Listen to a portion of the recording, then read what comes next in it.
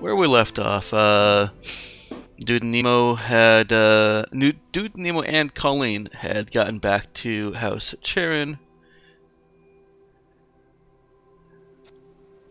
Hang on. Went down for a rest and left Colleen unsupervised. Colleen found her own way to make trouble. Got nearly kicked out of the hostel, but was saved by her innocent and sweet demeanor. Are you sure it would have just ended at her just getting kicked out? It's the money maker. I think Yes. the word I'm looking for to describe that is informed characteristic. No, it actually was her looking genuine and very easy to read. That I know that's which is what I'm calling an informed characteristic. I'm not sure what you mean by that. An informed characteristic is something that you are told that a character has that there's absolutely no evidence of. There's evidence for me. I created the note that has that on it. Yes, obviously you created it.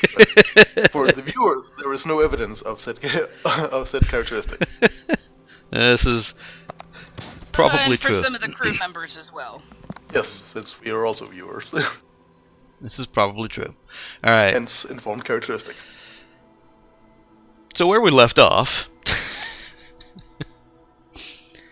and she nearly got kicked out. And yes, it was going to just be kicked out. They had decided on not calling the Larrys. She goes off to the bank, finds out that she's got over almost 12 million credits in a college trust fund. Gets the files on those scavengers, comes back, speaks with the headmistress, who will let her stay as long as the drone is kept under lock and key under the hostel's control, and as long as Colleen stays as a student in classes of the headmistress's choosing. She noted that those would be of situational awareness and judgment of consequences variety.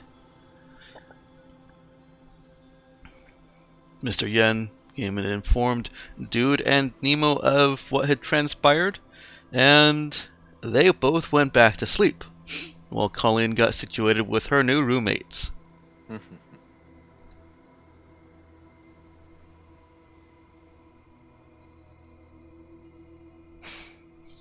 Wasn't that where we left off? Was the let's meet the new roommates? Or wait, we didn't?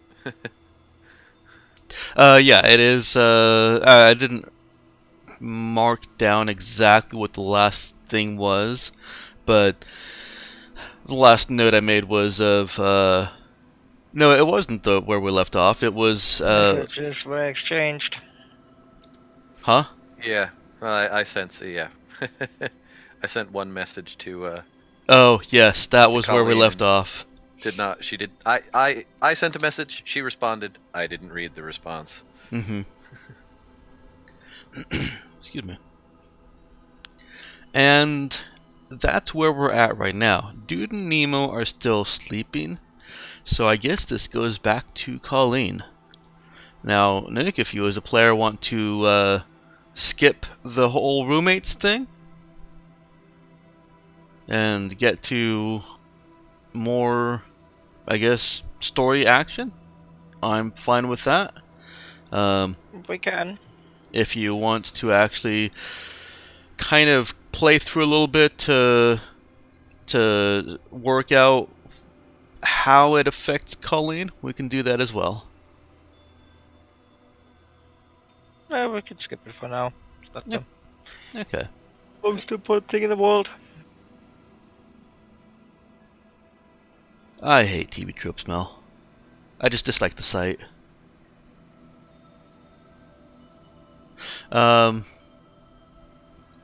Alrighty. So Colleen meets roommates from ages from 14 to 17. They're just other girls with their own issues. What does she get up to?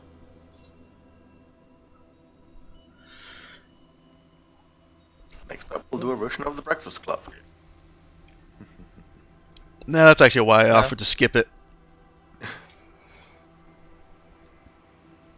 Well, it probably just gets to know them. And then she's waiting for the sentence to be handed down. As in, the schedule, whatever. Ah, okay. Well, the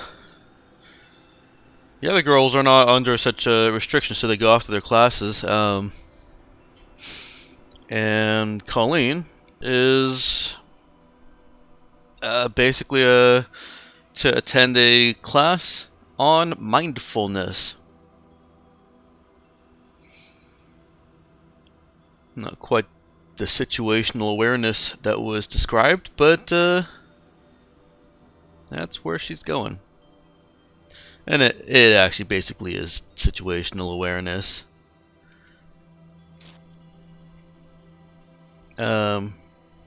It is a visiting teacher or visiting I guess just teacher giving a lecture on mindfulness. Got a military demeanor about him, but realizes has adjusted his a lesson for the age group.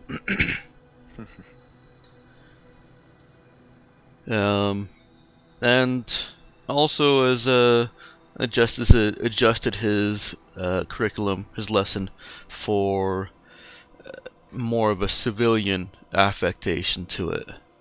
He is just trying to teach the importance of and how to begin being more aware of one's surrounding environment. This would be an opportunity to say that a person or a character is spending points in notice if they wanted to. That will never happen. I'm not trying to encourage that. I'm just trying to say that that's that's kind of how the class is going.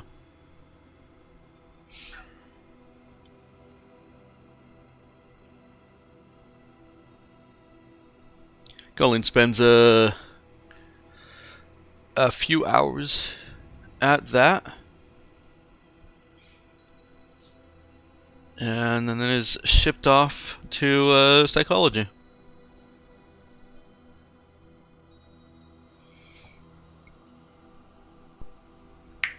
She is actually bussed out to one of the local schools. Excuse me. For a class in basic social psychology at a local primary school. By the way, I realize that primary and secondary school have different meanings in our world, but I think that's dumb. Primary school is that mandatory schooling up until just before the precipice of adulthood. Secondary school is advanced education in this setting.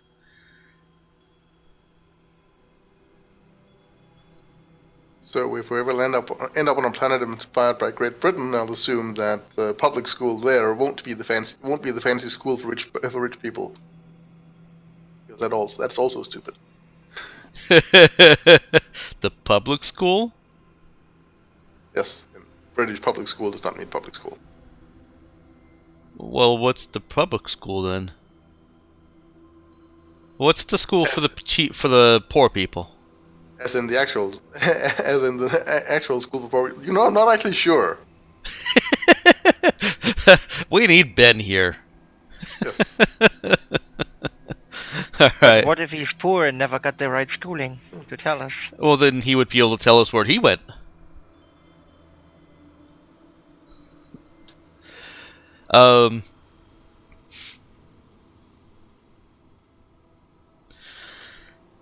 Colleen is, as I said, in a social psychology class, and Dude and Nemo. Nemo's gotten 6 hours that he needs. Dude, of course, isn't quite so regimented in his sleep. But it's only been 6 hours since we started the soul sleep cycle thing. Well, you got a couple hours. Actually, yeah, about that. You got a couple hours, a few hours in, when Peter came in and told you guys what had happened. Yeah. Right. And then Nemo needed another 2-hour blocks after that, so it's been another 4 hours. Yeah. That makes it about 3 hours plus 4 hours for Dude. That's 7. I mean, he was up for like 30 hours straight. He's not done sleeping. Okay. The thing that should be called public schools in British English is state-funded schools or state schools. Oh, okay. Well, that's actually about how it is in most of the developed sectors or planets in my world here. They're all frontier, or, well, yes, technically they're all frontier. Some just happen to be a lot more developed. So some of them just don't have school at all. And apparently the historical reason for why they're called public schools is that they are in theory open to anyone who can meet the fee, as opposed to religious schools, which are only open to members of that religion. Yeah, that actually makes sense. That does make sense, but today it makes horrible little sense for anyone who's not British to refer to when you're talking about someone who's public schooled, and then you're talking about a fancy private expensive school. Yeah. Here Lamiera. we have private schools and public schools and charter schools. There's still a few religious schools left, but they're very rare over here. No, they're not rare. They're all over the place. They're pretty much all over the place. I say there's none anywhere in my school districts. I'd bet you there were. Well, might have were. No, they're Oh, you actually mean your like, current school districts? Yeah. No, they wouldn't be in the district. They're basically private religious schools. They're basically private schools that are religious, as far as. Oh, yeah. like I mean, just off the top of my head, like there in the part of Ohio where I grew up, which was like, BFE, there were at least 3 or 4 private schools within a 30 to 45 minute drive. Catholic schools, just generalized Christian schools. Heck, my parents helped found a Christian school in one of the towns that they lived in. Well, in Lamiera, there are no religious schools. There aren't even technically private schools, I don't think. So we can't ship off Colleen to Catholic school? No, you cannot. There are. Imagine what she would do to those poor nuns. There are. Do better nuns.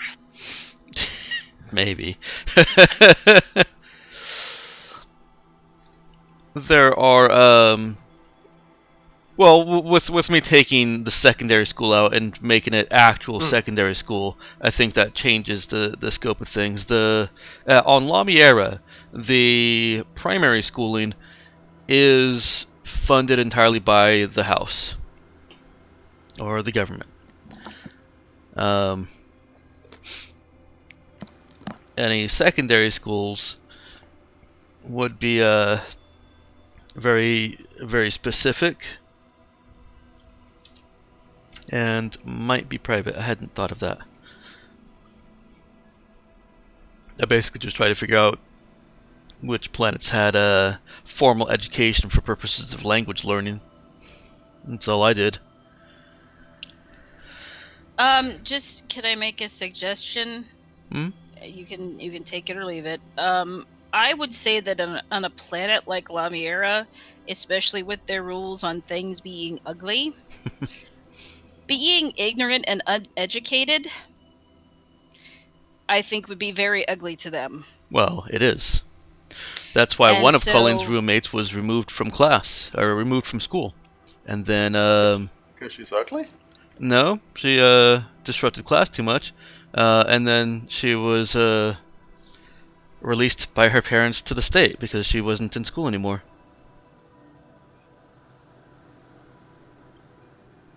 So yeah, I have already thought about that. Okay, well, I was thinking that the government would probably fund all levels of education. Yeah, I could see that. It would at least, I mean, the houses have dictatorial oversight and regulation over everything within their city. So at the very least, they would be able to shut a place down if it's not educated well enough. But I couldn't see them actually fully funding every school. Well, I mean, that could be. I mean, America funds its own version, a education system. It doesn't fund the entire educational system. Well, I already said that they're Yeah. fully funding the primary school, though. Right, but I mean, they could. Like college level. Yeah. I'll think about it. I'm leaving them as private for now. It probably won't ever come up again. Yeah. I was gonna say we are world building in the cracks here. Yeah, I know. I just, yeah. Yeah, no, it makes some sense, but I'm not sure it makes sense for Lamier. I still think that if I go, we'll tangent it a little bit more. If I go that route, then at what point? Why just schools? Why don't they just fund and have their hands in every business outside of just the oversight? Well, so just as a college may not okay, basic school is compulsory to a degree, right? Mm-hmm. College they could fund through scholarships and loans and kind of the way our government does.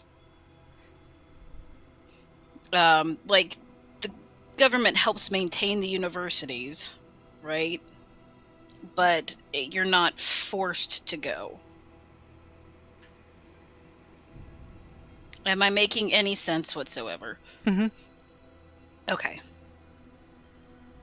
So basic education is paid for, and then they help fund college. Honestly, I think I would just prefer that the primary schooling that is being government funded be at a level that is considered a full package of education. That doesn't where the the students that graduate from there don't need to go on to college to to be considered educated, except in specific fields. That's you're drifting back to the older ideal of college. College was higher education. College, once you finished high school, you were done with the schooling a standard adult needed, and you went to college to begin studies in a specific field. Mm-hmm. And move towards getting a doctorate and shit like that. And that's how I perceive it going in Lamiera. That makes sense. It's perfect. Yeah. Yeah. Looks like everyone's here now. Yeah, I heard a... Now we got a Hugo Pop. Hello. Hey there. Hope everything went well with the Mother's Day.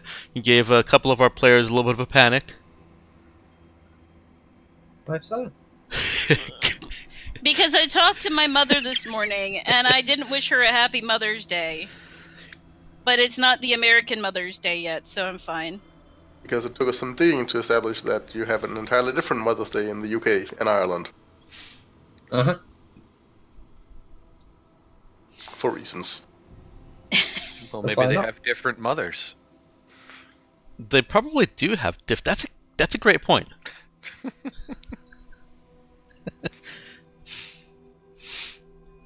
You missed a glorious discussion on what kind of educational system Lamiera has. A working one? Yes, actually. Well, presumably. There are some spots where it may be a little bit too focused on the clean aspect.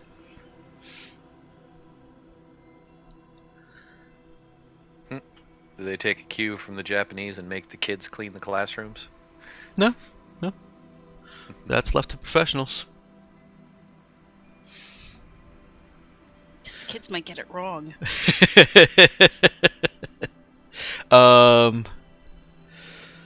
So Colleen's off at her second class due to still sleeping, and Nemo has had as much recovery cycling as he needs. He can continue to, sit there or stand there. And I believe you had said Audrey, Mercure, and Raza are the tags, right? Yes. Okay. He did get some low-level intermittent chatter on both of those tags. Nothing that seemed all that particularly valuable.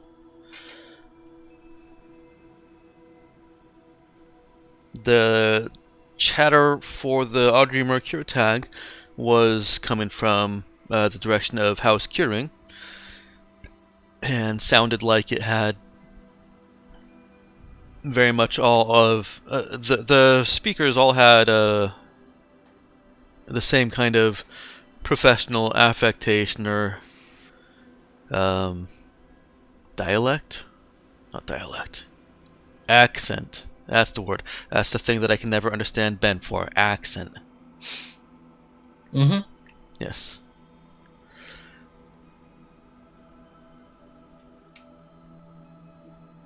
But as I said, nothing really. So we'll continue to monitor those keywords and just watch Dude and make sure that he's safe for now.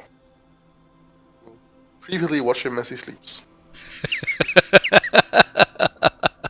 Uncreepily watch him as he sleeps. No, creepily. I don't think you can uncreepily watch anyone as they sleep.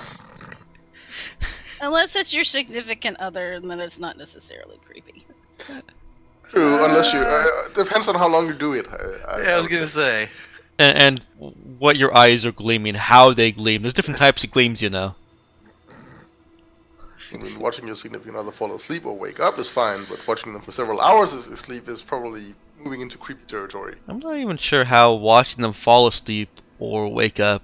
Waking up is different, but watching them fall asleep, how is that not? How is that? If watching them sleep is creepy, how is watching them fall asleep not creepy? Because you're not doing it for as long. What if it You takes them think a it long is time to go to sleep? sleep? Then we're back to creepy territory. Yes. It's a degrees kind of thing. It's a... I'd say it's a degree kind of thing, based mainly on the amount of time you're doing it. I would say that it's still creepy because you're watching them as they're trying to shut off interaction with the world. Watching them wake up is different in the sense that you're watching them as they come back into awareness of the world around them. And that's like a sunrise. So what if every once in a while, you know, when you wake up in the middle of the night and you roll over and you look at your partner and you're making sure they're still breathing? That's not that's- creepy. No. It's potentially disturbing depending on why you're checking if they're still breathing. Because Right, they did- snore? Yes. Or did the poison work? Mm-hmm. Yeah, the motivations behind these things can change the creep factor substantially. Okay, so they normally Also- snore and they've stopped snoring and you're just making sure that they're not having an apnea episode. That's Oh, a yeah. perfectly valid reason. I'd still stick to my time-based metric. Okay. 2 minutes of watching, not creepy. 2 hours of watching, probably creepy. All right. So the crew on Lumiere are doing educational things, unconscious things, and creepy things. Got it. Mm-hmm. Cap and Yay. Hugo. Want a little bit of adventure here? Want a little bit of time? I refer back to my earlier statement of I don't know that I have the brains to play Cap today. You've had 40 minutes. You're fine.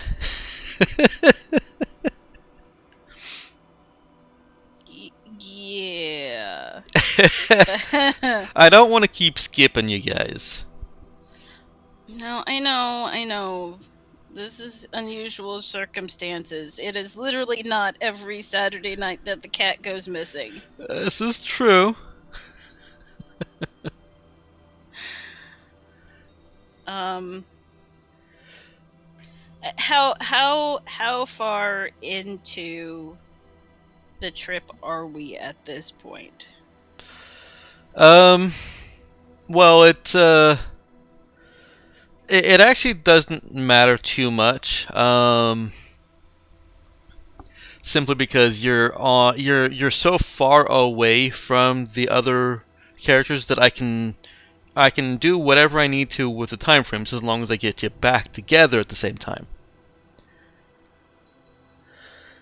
Right. But as far as sorry, and I'm saying that to segue into, so it can be as far in as you need it to be. You could still be in metaspace heading towards Arabiolis, or you could have just come out of metaspace and be heading towards that derelict space refueling station. Am I thinking the right place? I think I'm thinking the right place. Yeah, it's the shady one. A single, poorly maintained refueling station orbits the planet. Yep. Is it self-service?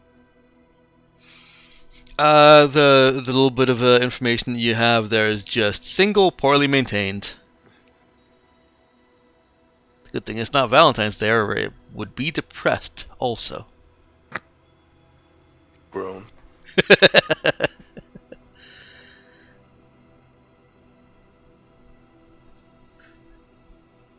Well, that's a stereotype. Not everyone gets unhappy on Valentine's Day. Some people just ignore it.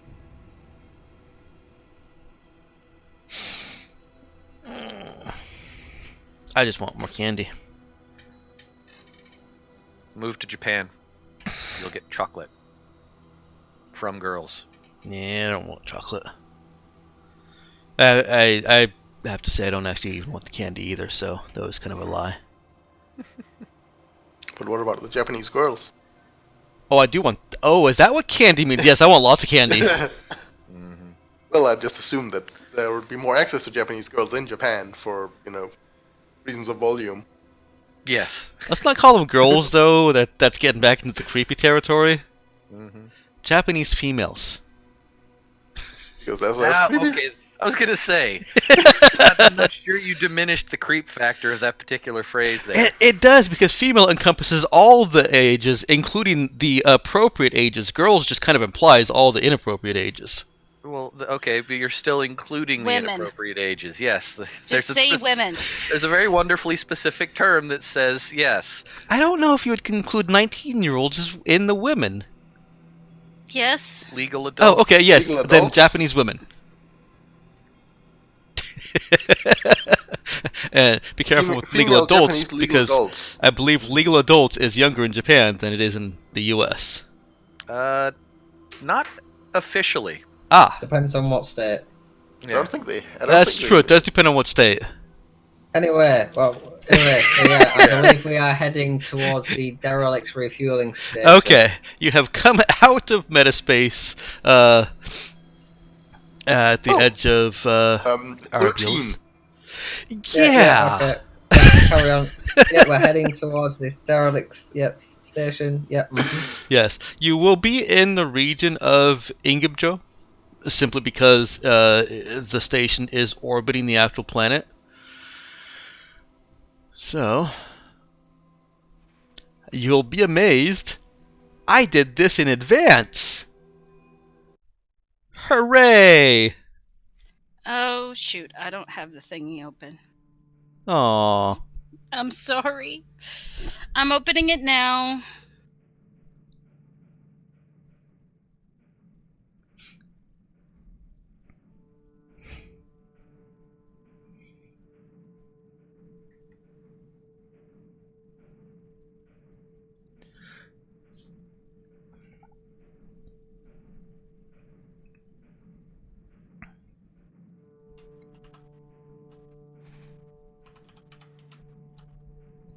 Huh. I need to re-alphabetize. I wish it didn't just like automatically load me into the previous game. It shouldn't. Your bookmark Eh. may be set for that. No, my bookmark is actually set for Darkstar. But it took me to Matt's game. No, the bookmarks don't, as far as I can tell, you can't bookmark directly to a game, I don't think. Yeah, you can. Oh, okay. Yeah, it actually says like that is the Campaign details, set Oh, it's a campaign. very pretty looking planet. Oh yeah. I guess you can. It might just have some bug where it takes you to the last game. I don't know. Yeah, it's fine.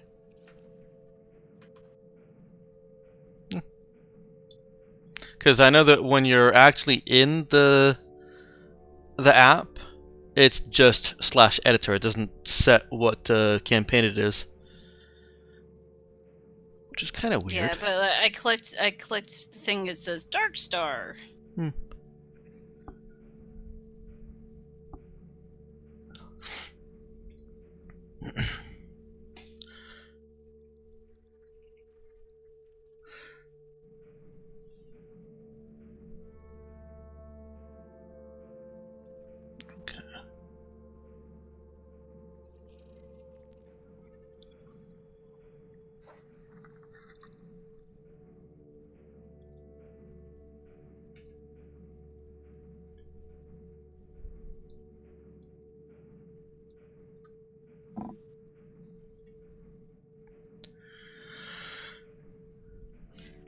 Okay, as you come into the space around Ingibjo and towards the refueling station,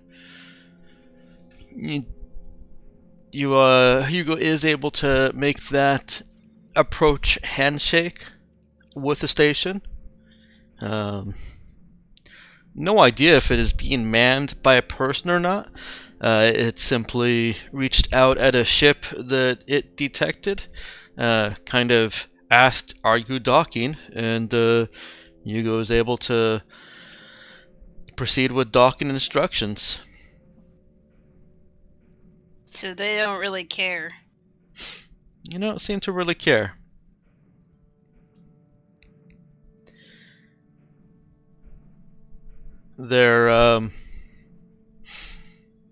There is only 3 working arms for refueling. It should have 4. The other one is clearly broken, or not working, as the arm itself is missing. Wow. Fortunately, that doesn't affect aerodynamics in space. Yeah.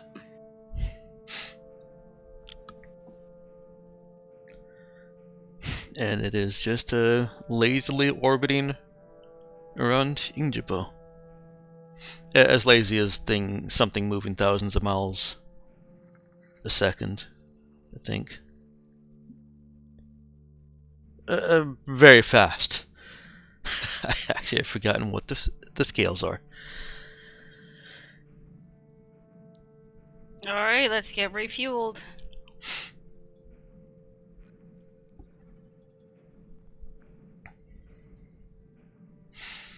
You're not being contacted by anything on the planet.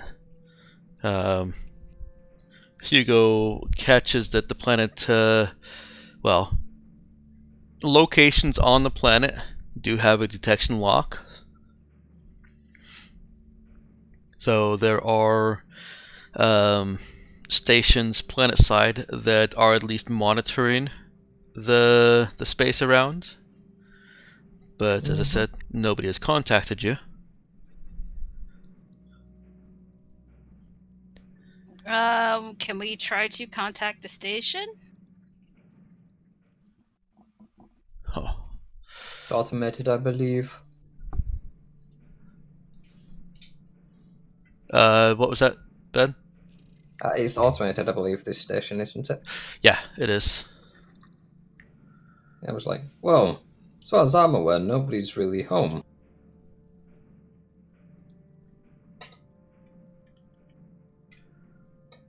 It just seems...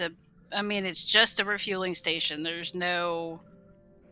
It's not like some of the other stations we've been to where it's like a full service kind of thing. Yeah, as far as we can tell. Just a refueling station. Okay.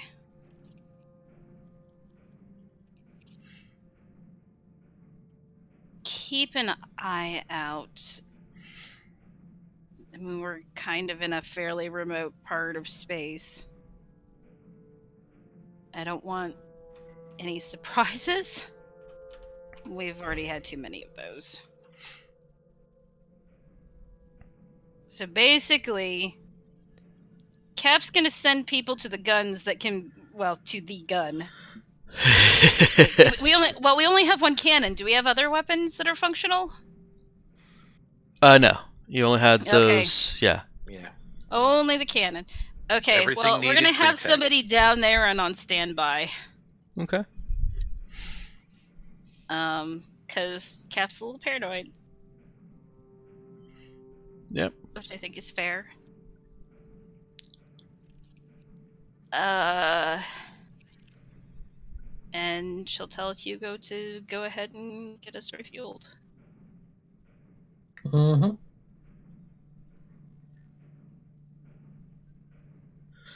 It is a very slow pump. Not surprising.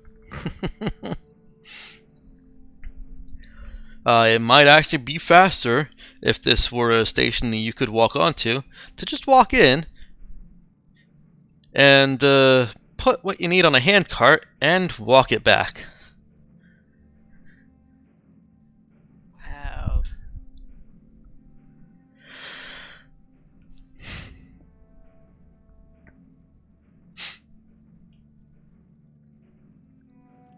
So is this kind of fuel explosive? No. Okay. I've pondered the nature of this fuel since it is just to since it's so, I guess, energy dense. I guess it would be explosive. It's so energy dense that it does not diminish at all, no matter how much time you spend going back and forth within a system. Mechanically. Obviously, I would change that if you decide to spend a decade in one system just flying around as fast as you could. Yeah, but that would kind of be pointless. So it you would. don't have to worry about that happening. Thank you. But yeah, it is only depleted sufficiently when you have to activate the much more intensive metaspace drill. So, it's very energy dense. That's about all that I know about it physically and chemically. I don't know if that. I would think. No, I don't know no, it about doesn't, explosions in 'cause space. actually, I remember thinking about Stars Without Number fuel very specifically when a comic about uranium came up. Was it uranium on XKCD?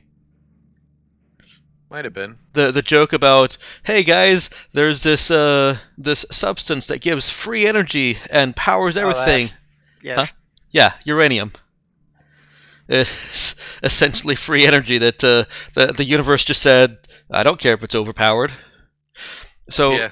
there is a substance that is very energy dense and is not explosive, and I just kind of I don't really want this fuel to be explosive for some reason. So no. Okay. It's crystals. It's not. It's a uranium suspension. It's probably got uranium in there somewhere. Which does mean that it would need... It was plutonium, that's right. Which does mean that it would need to be shielded. But that's about it. Someone Gotta else's call issue. uranium too. What's that, Ben? Someone else's issue. Exactly. Well, I'm sure that our engines are shielded, like the Yeah. actual power generation and whatnot. Yeah, because when it's converting it, what the engine does to whatever this fuel is much more dangerous than the fuel itself. So yeah, there's all kinds Kind of of like shielding. gasoline, yes, is flammable and combustible, Yeah. but a lot of the warnings that they give at gas pumps and stuff like that, it's the vapor that's the problem, not the fuel itself. Yeah. Which is why we have those things on the end of pumps now. Yep, vapor guards. And all the signs telling you not to go back into your car because that generates static electricity. Which can ignite vapors. Yeah. And yet I see so many idiots. Anyway. I digress. Okay, so alright, we're just gonna get... Well, I have an excuse today. So. You're still pumping, and you get a transmission. Hugo, I'm assuming, is at the pilot seat, watching... Cap will answer it. Okay. It's audio only, and it's staticky. Epic music. And it is a fairly accented English spacer that asks... doesn't ask, I didn't write down how to word this.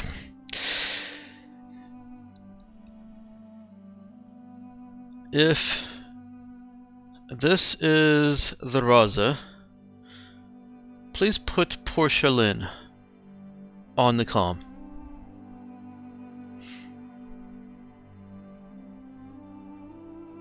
Well, this isn't the Raza. My apologies, Captain. I do not mean to imply.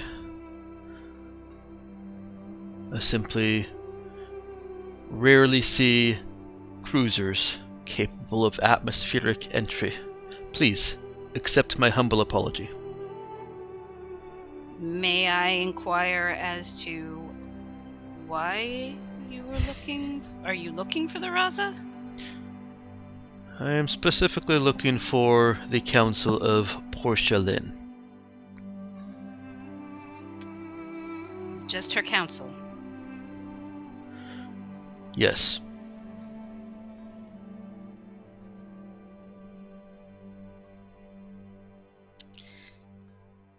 Oh, she's torn.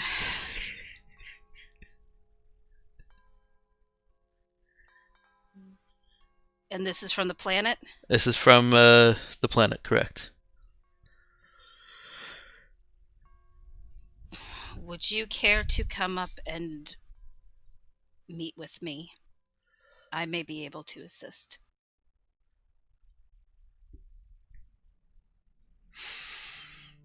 I appreciate the offer, Captain of the... what do you guys... Mistral. Captain of the Mistral. But I cannot for two reasons. I am unable to leave the planet, for one. And two, If you are not Porcelain, then we should end this conversation.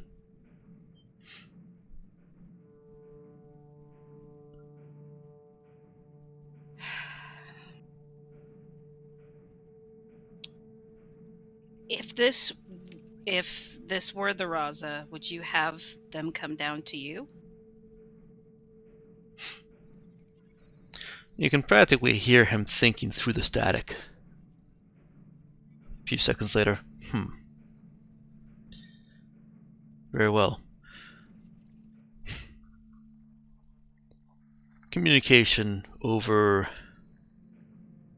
this line may not be secure.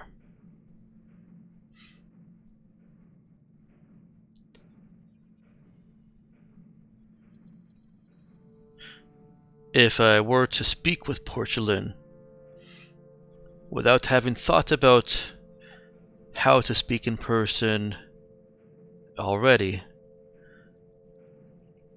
I suppose she would come down in a shuttle, fully armed and prepared to meet any possible conflict.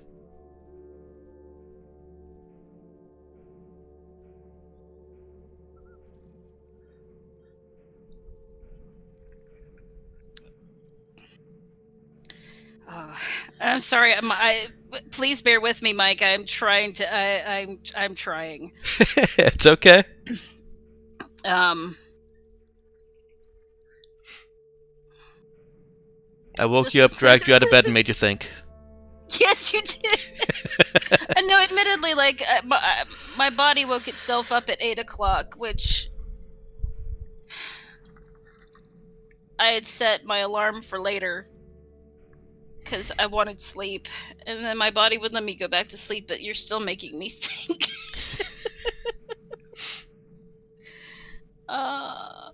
Thinking is hard.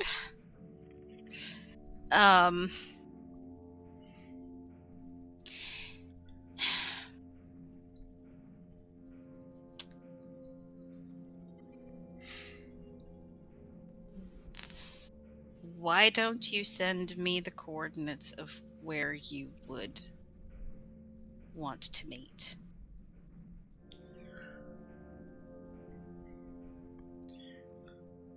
I will send coordinates to a neutral landing zone. Sorry. And you can call me Cap. Very well. I shall call you Cap. Thank you.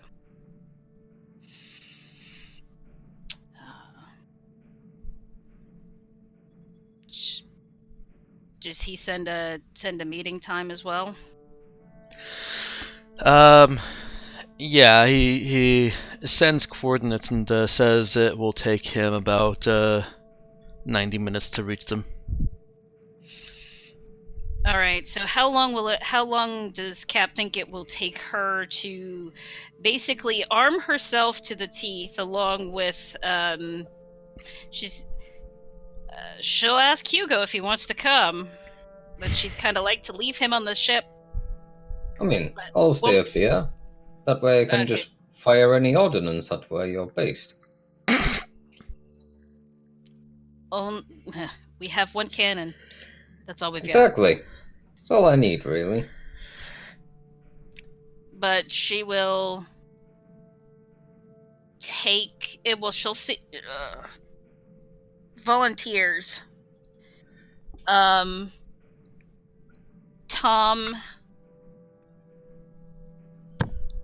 and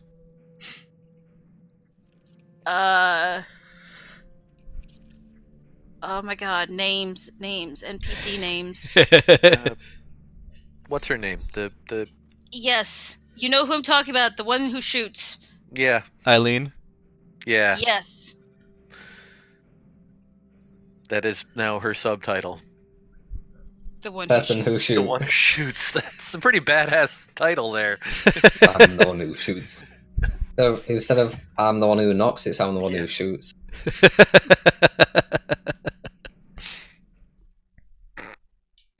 you go. You got a list of ship NPCs.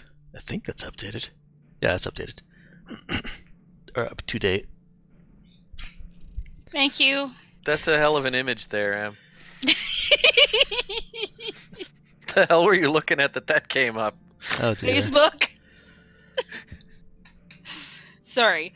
All right. So, yeah, Eileen and Tom. Unless Tom really insists on staying. And then Tom was actually suggesting that he bring Vander along. And Vander as well. Okay, so that makes 3. That's the And old Cap. guy, right? Not the kid. That's the It's old the guy. old guy. Mhm. Yeah, it's Making the old sure. guy. Be really weird if you wanted to bring the kid along. See, kid, this is how space adventures go and how people get shot. Oh, you already know how that happens. He knows how people get shot because he's say. seen people get shot. Well, it would be worse if Cap gives him a look like, "Why are you bringing the kid?" And he's like, "Have you seen how good this kid can shoot?" That would Like, be wait, worse. we're using the wrong NPCs here.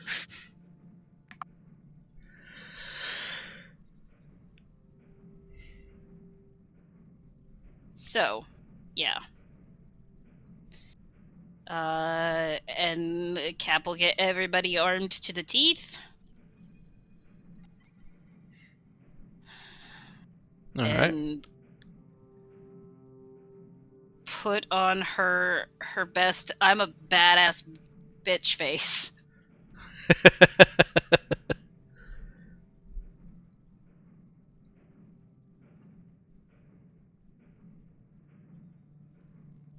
Hang on. So, what's the signal for me to let it rain? It's a good question. That's why I'm asking it now.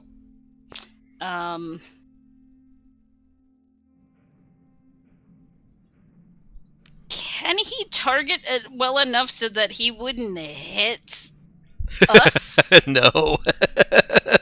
Nobody knows what the gun does. Oh, yeah, that's right. Nobody knows what the gun does. We have yet to fire the damn thing. There is that, but also typically starship grade weapons aren't very discriminate. Maybe it makes cake. As an out of character thing, and It turns people into flour. Looking at the numbers of it, the fact that it just does 5 damage minimum no matter what. Yeah, it'd be more like, if he can pin, like, if they have a vehicle, we're not going to park our vehicle near their vehicle. First of all.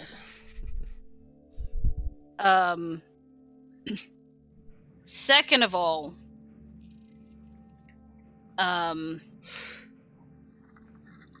yeah, so if he has to fire on anything, I would have him fire on their vehicle.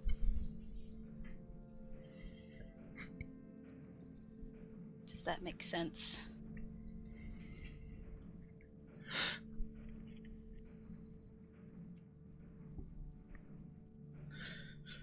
Targeting a vehicle is fair. Okay. Well, let me back up just a little bit. Would be fair, if he were in atmosphere. Can he get in atmosphere?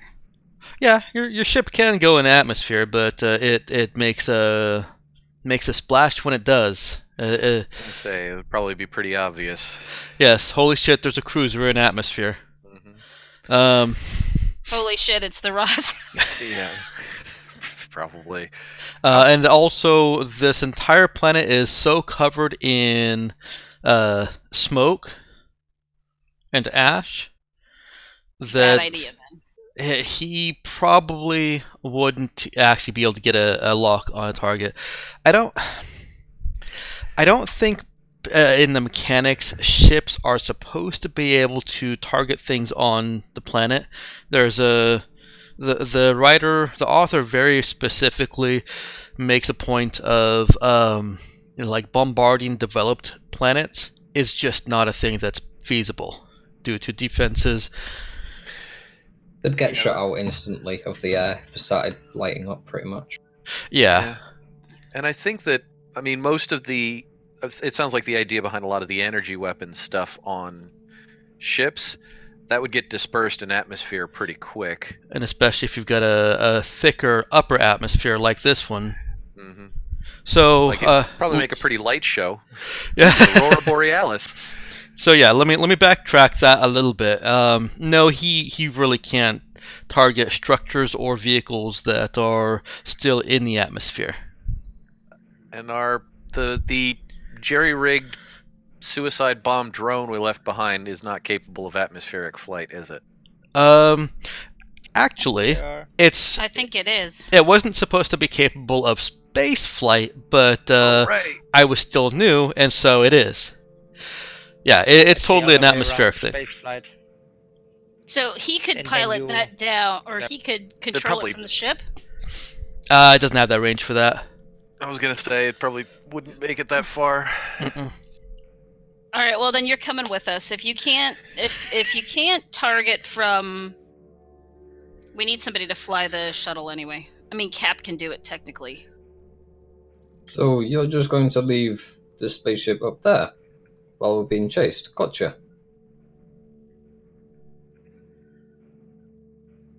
I'm not sure we're actually being chased. They don't know where we are or where we could have gone to. But you have a point. It's fine. No, I'll come down in the shuttle if that's what you need. Well, you're not taking the whole crew with you. No, I'm not taking the whole crew, but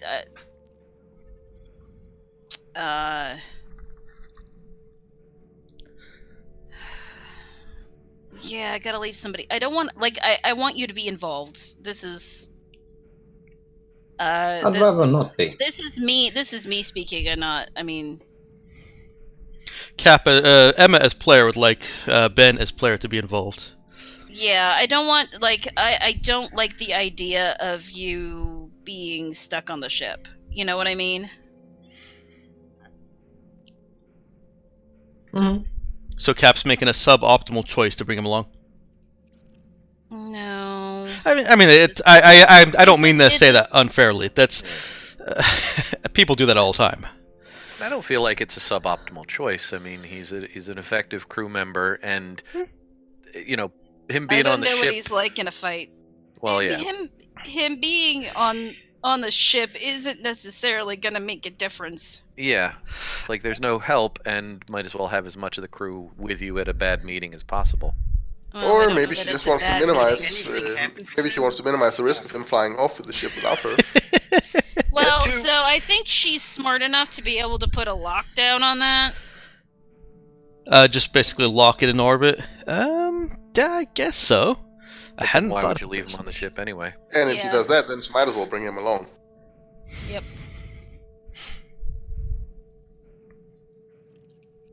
Okay. She says, she just looks at him and says, "If you steal my ship, I will find you, I will hunt you down, and I will kill you." And she smiles at him. You can't really get out of the system, you know that, right? You can't get back to your friends. It may take time, but I will find you. Cool. No problem. Wait, so Also, I fly faster than you, remember? For now. No, she there was a little bit. She comes over and kind of pats him on the shoulder. She said, "I'm trusting you with my baby." Okay. So she is leaving on the ship. Yeah, she's gonna leave him on the ship. Okay. She says, you know, if things get bad and, you know, the mandates show up, let me know and you get the hell out of here. Go back to With the the others. expectation that you come back for me. Yeah, But- managed to outrun them last time. Should be okay this time as well. Yay, I don't- even more I- parties. I don't like it. As a player, I don't like it.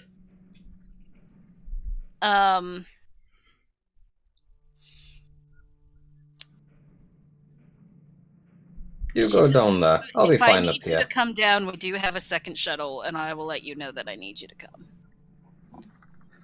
Okay. And if things get really bad, I mean, how? Like she'll say, "Do you think you can pilot this in that atmosphere? Do you think it would damage the ship if you tried?" I mean, it's only a bit of air. We're protected against that thing. We'll be fine. Well, there's dust and it's a smoky atmosphere, right, Mike? It is a very smoky atmosphere, yeah. Clouds of smoke cover the planet. It'll be fine. I mean, it works outside of atmosphere. Works out in the voidless of space, so obviously there's no intakes, so we'll be fine. There are no. It'll just be a case of Nah. Technically, with the atmospheric configuration, you guys could land on a corrosive planet and be perfectly fine. Oh. Well, imagine that.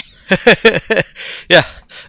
You could have taken the Raza down on Rain the Lottie, and it would have been fine.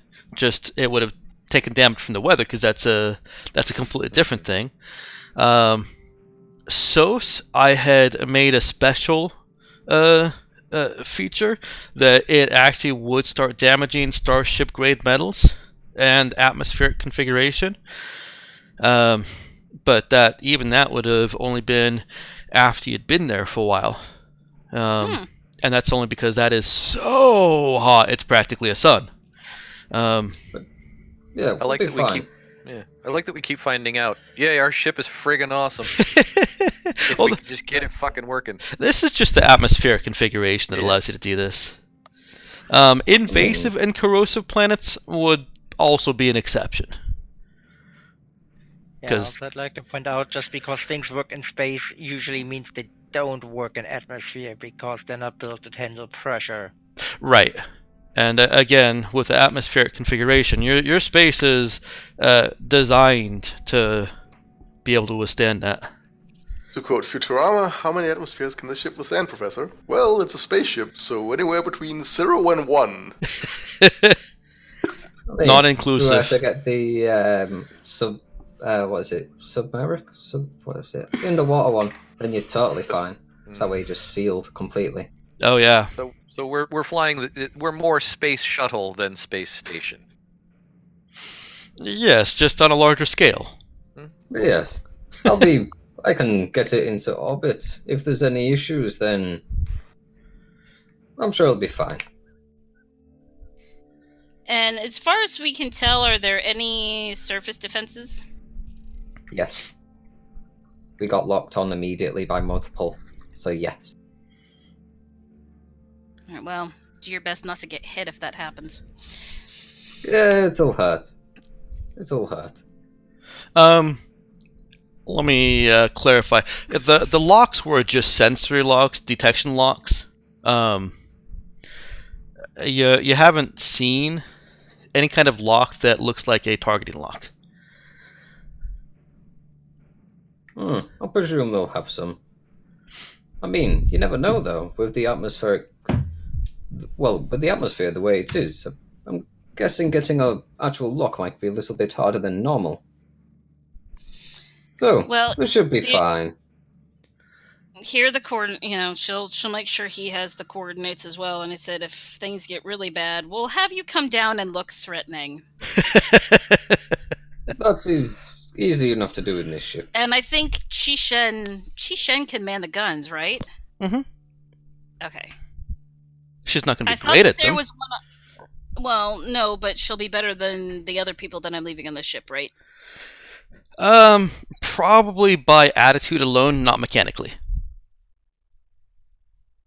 I'll be able to shoot it. Not an issue. Of course, she'll just smile at him a little bit and say, "Yeah, we still don't know quite what it does." I'm And she willing to leaves find out. only if absolutely necessary. I really don't feel like starting a fight, but if we have to finish it, we finish it. Mm-hmm. All right. She will head down to the planet Okay. reluctantly. And now with this music, I'm picturing like a wagon train as she rides into the sunset to get down to the planet. It's weirdly pleasant music for this. Well, maybe it's not supposed to be an unpleasant experience. That or It's gonna Mike's be just trying to Oregon trick Trail. me. Mm-hmm. As discordant strings come in. It can't be the Oregon Trail. She hasn't got dysentery yet. Nor have I even included a Terry NPC for anyone to diss.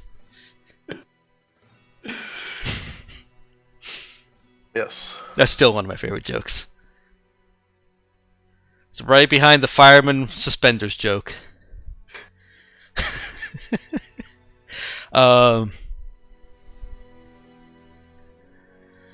So this is technically a region transition, or sorry, an in-region. So it's supposed to take 6 hours, because you're still at the space station orbiting Ingibjo. Ahead it. So he will take us to the planet, and then Hugo will take us to the planet, and then we'll be orbiting the planet. Yeah, you could definitely do it that way. That would be much faster, and I would let Hugo take you to a location so that the cargo lighter only takes its 20 to 30 minutes instead of a normal region transition. So directly above the drop point.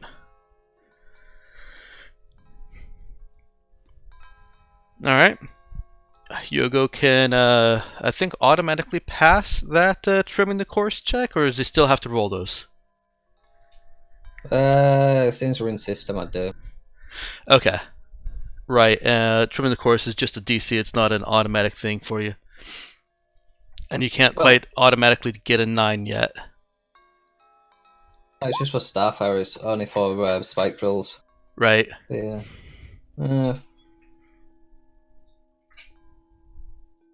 No modifier.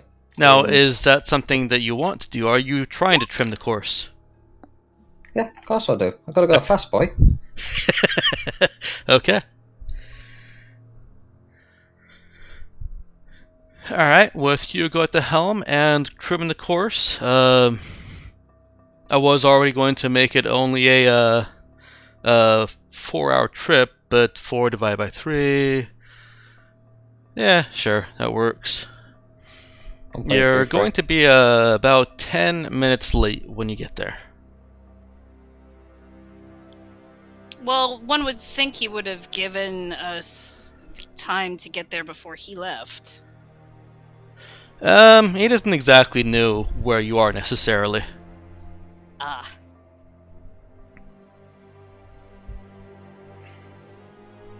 He only told you that it would take him about an hour and a half to get to any meeting point.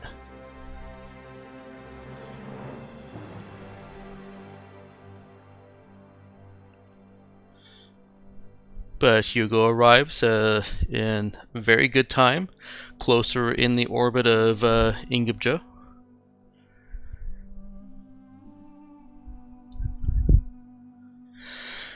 Cap takes the cargo lighter down? Yeah. No, not the cargo lighter. She's taken the shuttle with the shielding on it? Yeah. Okay. I don't... that one... Well... It shouldn't affect the shielding. The only real risk there is that the Faraday egg is fragile. Okay, so she'll take the cargo lighter. It's probably a little bit tougher. It is tougher. Well, sorry. The shuttle is tougher than the cargo lighter. The cargo lighter is tougher than the Faraday egg around the shuttle. So, right. For Cap's safety, the shuttle is still the better option. You just can't get shot at with the Faraday egg, and expect it to survive. But it'll, Right. the shuttle and egg will still be better than the cargo lighter for Cap's safety. Yeah, she's worried about safety, frankly. Okay. And it's probably nothing that the guys can't fix anyways, if there is any damage. Probably. Okay, so she takes the normal shuttle down. Yep. Pardon me. As she's going down, she sees a small group of people gathered around a vehicle. It is a slow-tracked vehicle. Other things that she notices as she's going down is, holy fuck, the planet is on fire. Literally on fire? There are just swaths of forest that are intermittently burning. For the most part, more burning than not. Like California. Yes. And literally, I was typing that in chat. Welcome to California. Welcome to beautiful, sunny, smoky California. Guess when I designed this planet? During the wildfires in California. Yeah. The plains are the plains between the forests are gray and ash covered.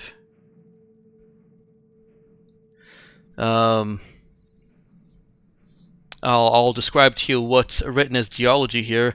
Vast, flat plains of extra fertile ashlands separated by narrow bands of burning forest. That's what I wrote as the geological description of this planet. Cap sees a city and lots of farmland on those ashy plains around the city.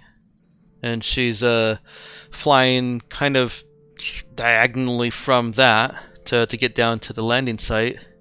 And as she gets closer, she can see the tracks in the ash that the vehicle you're approaching has made to get where it is.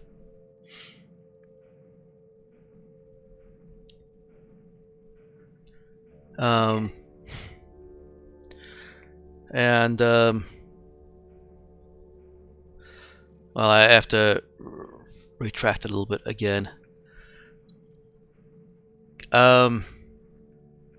When I say as she's getting closer, I mean as she's landing, she can see the tracks. She can see the people and the vehicle on sensors, but in the atmosphere, the ash and just everything is so thick that she can't see more than about 15 meters. Wow.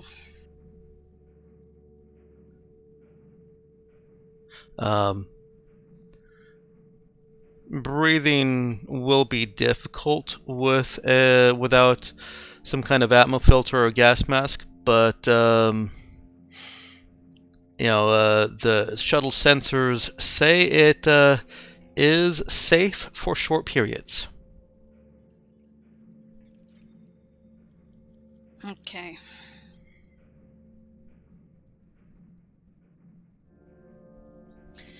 We don't have any partial PPE, do we? PPE's personal protective equipment. Sorry. Like an atmo filter? Yeah, basically like gas masks, yeah. We have full Atmos. We have suits. Uh-huh. But I really don't think we need a suit. You probably don't need a suit. One of those vac skins would obviously work, but I don't know if you guys have atmo filters. And that actually is the item in the game, is just atmo filter. It's an actual what? Yeah, You atmo would filter. think we would buy those. An atmo filter has an inbuilt 1 hour lasting, but you can attach a vac thing to it, so it becomes 3 hours. I can just be me and get a vac skin. I thought you bought We a have- few vac We skins. actually have. We bought a few back skins. Mm-hmm. Yeah, we stocked our tool chest up with that kind of stuff, at least as much as we thought we needed then. I don't know why. Like, if I had known, if I had known that just like Atmo filters existed, I probably would have bought some. But I don't think I realized that. Nick, did you have Colleen buy any? No. Do you think she woulda? No. Okay. Like I said, Because the if Cap vaccines had are known superior. yeah, but sometimes you don't need that much. And I don't necessarily. Well, it's kind of a moot point right now. But yeah, And no, can- we have never bought much of useful things. We actually were trying to buy useful things. We restocked our armory. Yeah, we were getting the stuff for EXO as much as we thought we needed at the time. I guess we just hadn't quite read the. Fine print. You guys Yeah, had so- you and the characters both had other things on your mind, so I'm gonna leave it as is. All right. Well, we'll just we'll go. Cap will give him the option of wearing the what we have.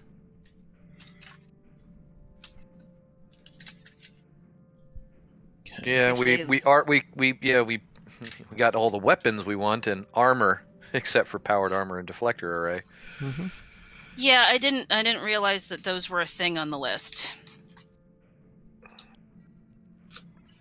think But we were it's mostly fine. thinking of spacewalk stuff. Well, no, I mean, because we have been on inhospitable planets. Yeah, that's the it's true. thing. But I'm not gonna make a big deal at it. We have vac suits. We have that kind of thing. So, we have the option of wearing the vac suits. All right. How about this? You guys Or did baskets. get that survival kit from Space Dogs. It had 3 Yes. Atmo filters in it. Sweet. We have 4 people. That's okay. So yeah, Somebody stays in the shuttle? We can put one person in. No, we can put one person in a vac suit. Or just leave them in the pressurized pilot cabin. Oh, it wouldn't be. It's just one big area. Never mind. Yeah, it's not the. Yeah. It's the shuttle. It's not the cargo lighter. Yep.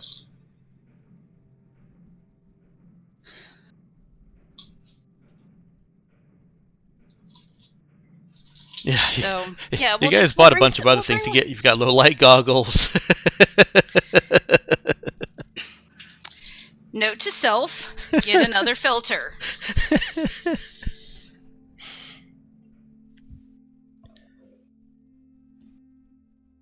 And may we take like a 10-minute break? Sure, we can do that. I need to use the loo. All right. We can take a short break here. I figured it would be a good place to pause. All right. Well, let's get back down to the ashy surface of Ingibyo. I haven't quite figured out how I want that pronounced, Ingibjo or Ingibyo. Ingipio? What'd you say? Ingipio. Nah. Nah. That's how I would pronounce it. Yeah, but you're Danish. Yeah, but you're Danish. But if I were to pronounce it in Danish, it would be. Actually, it would be Ingipio. The planetary More language is the Tamil Brahmi, the non-Hindi Hindi. Ingipio. So I don't know how that would be. How a Indian continent language speaker would pronounce that. I don't know. Neither do I. I'm going to go with Ingibyo, because Ingibyo is weird. So, Ingibyo. Isn't that what I said? No, you said Ingibyo. Ah. At least that's what I heard. I'm sorry. Sure, some will make a funny song out of it, set to Cotton Eye Joe.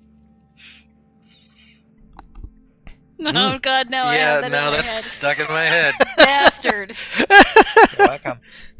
No, we're not thanking you for that. No. There are Well, you're no welcome. thanks for There that. are no thanks. I wonder if Frog Leap Studios has ever done a metal cover of that. You have to stretch a syllable a little to hit the same meter. So yeah, visibility. Oops, let me put the screen back on. And the answer is yes. Excellent. I don't remember what the question was, but awesome. I like being right. Frog Leap Studios has made a cover of Cotton Eye Joe. Yeah, see, I was right by wondering. That's basically the same thing. I will have to actually listen to that. You mind linking it since you've already got it up? Sure. I mean, I didn't, but I just assumed you did. find it pretty quick. And as soon as you have it up, then again, I will have been right. One of those things I know.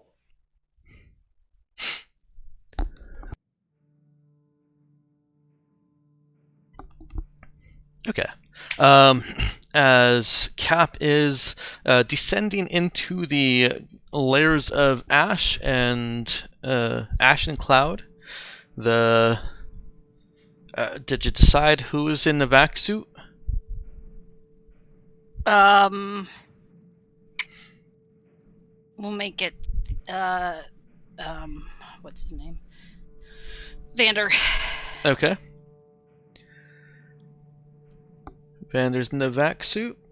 Eileen and Tom and Cap using Atmo filters. You start to see the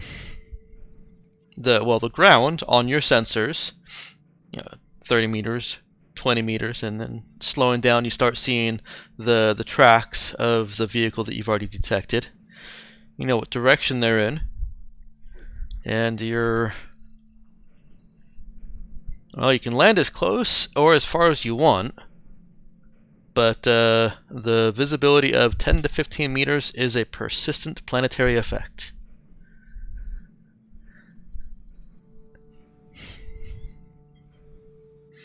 Okay. Now, you've technically landed on the night side of the planet here. It's not dark. The light from fires kilometers, hundreds of kilometers, thousands of kilometers away is basically refracting throughout the entire cloud cover, and it's like the entire planet is just one persistent illuminescence level of light. Kind of like around a city. When it has a lot of cloud cover, it makes it brighter. Mm-hmm. And since those fires appear to be raging across the entire planet, wherever there is forest, and there's not really a whole lot of light penetrating from the sun down to the ground, the entire planet is just lit by all those fires. Damn. Wonder if they've tried to ever put them out. Nah. Our planet is burning. That's cool. Don't worry about it. Oh, we can't breathe. Put on an Atmo filter. Shouldn't we just put the fires out? What? Yeah, they add atmosphere to the place. Literally. See, we've done good with Mel. He's making puns. No, the entire planet is dedicated and predicated on the industry of smoked meat. But unlike certain Well, other people, I'm assuming making animals good could even puns. survive here. They're I mean, all good humans do, puns, but Mel. they would have to be like all indoor farms or some stuff. I was actually just about to comment on that to add more atmosphere. Badum-tush. The as the shuttle is getting closer, this is before you land, obviously. You do pick up large life forms in the burning forests. It's hard to make out because if you're trying to pick them up on infrared, well, there's fire all around them. There's fire, yeah. But through various sensors and just kind of the basic default stuff, there is life on this planet that is not just what the humans have put here. That's impressive. Alright, so you land. Cap doesn't have any real difficulty setting it down despite the visibility. And you can I've clearly... got piloting 1, so... You can clearly see the tracks that lead to the vehicle on your sensors. You can also have your data pad kind of link up with the shuttle so that you've got a little bit of a visual.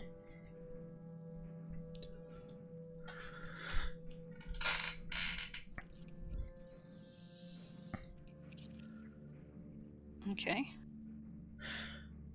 And you are sorry, I lost my own brain there for a second. Do you put down the shuttle bay doors and step out? Yes. All right. Ready for everyone's ready for action. Ash,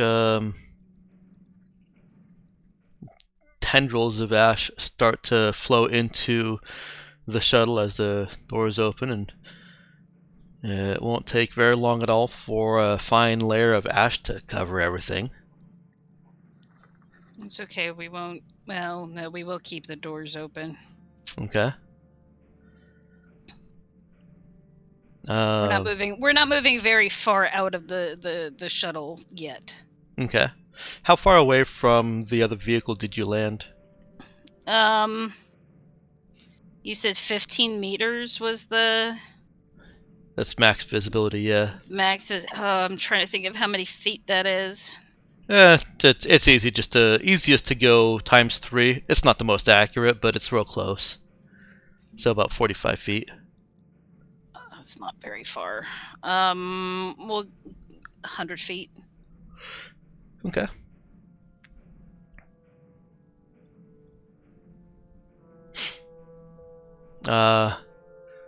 As you start walking towards the vehicle? Or are you trying to go around it or do anything fancy? No, nothing fancy. Okay.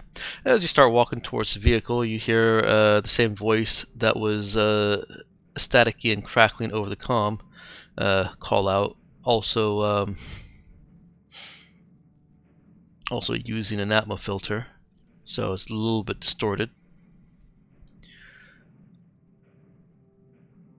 Is that Cap that approaches? It is. Hey. I am approaching to you as well. I have crew members with me. I would expect no less.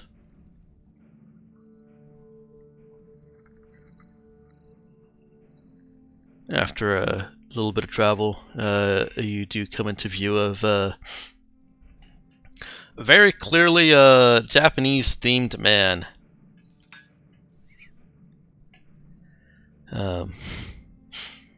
He is wearing practically samurai garb of an old style, although not actual armor. He does physically have a sword with him, a katana. And the others with him also have swords and bows over their shoulder.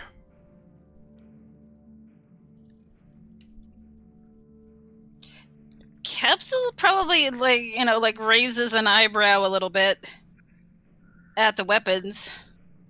Hey, But none of them have them they drawn. must be, huh? None of them have Well, their weapons drawn. Okay, yeah, and Cap and crew just have theirs kind of at the ready. Okay. Not threateningly, just Available. available. Yes, readily available. And I interrupted you. You were saying they must be what?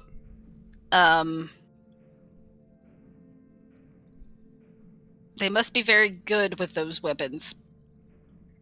If that's what they bring, you bring a knife to a gunfight.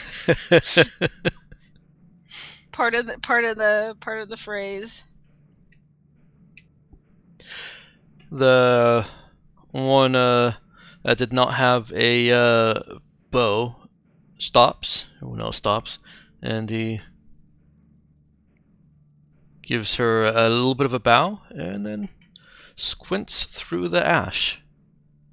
She will return it politely. Kind of the same, just basically mimicking his gesture. Mm-hmm. And she'll take a couple steps forward from the rest of the party. And extend a hand. He shakes, good firm shake. Says, if you are not Porcelain, then Cap, you are the spitting image of her. I've gotten that before.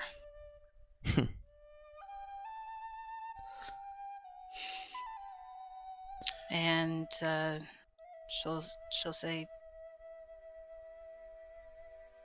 but if I can help you, I'd be happy to do so.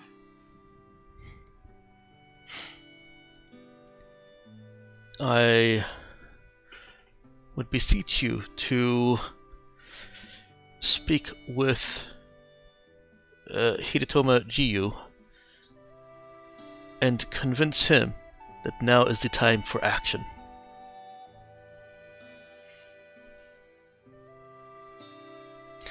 No, the name does not ring a bell.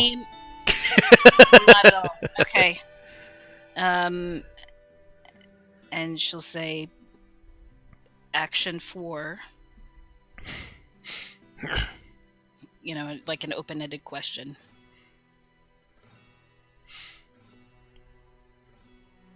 He raises an eyebrow at her.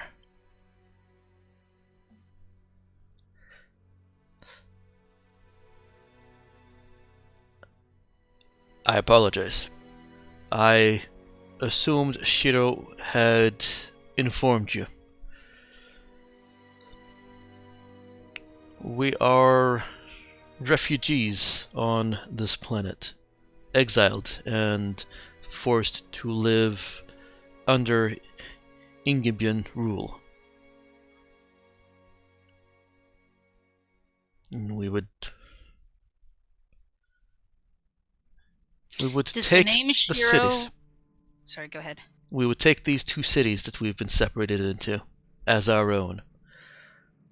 But Hidetoma will not act. And no, the name Shiro doesn't really ring a bell either. It wasn't part of the files that Colleen retrieved. Mm-mm. Damn. Cap will ask, do you have someplace more hospitable that we could talk? Not without drawing a suspicion.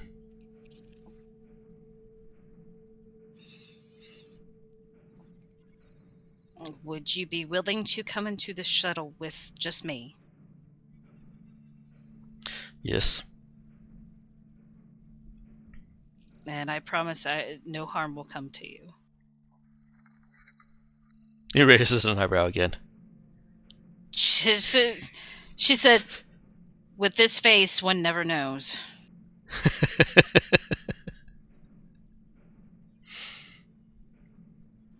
Alright. He goes with her into the shuttle. I assume you close up the door? Yes. Okay. She'll take off the atmo filter. Okay. Well, the shuttle is working to clean up the air. She says, "You seriously want to stay here?" No, we do not have a choice. We must wait for the Prince Shiro. Or Lord Shiro. I'm not really sure what it would be. For Shiro. Probably Lord. Yeah. Probably. For Lord Shiro to clear his name. But you, if you are Porcelain, already know this. Who are you? Cap. As far as I know. Are you a clone? Not that I know of. Do you know if Porcelain was special in any way? In many ways.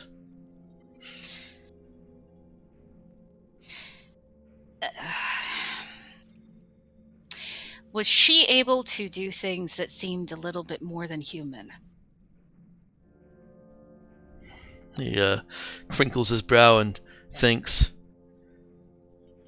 She was highly skilled at what she did, and a very determined woman. Well, we do share some things in common then.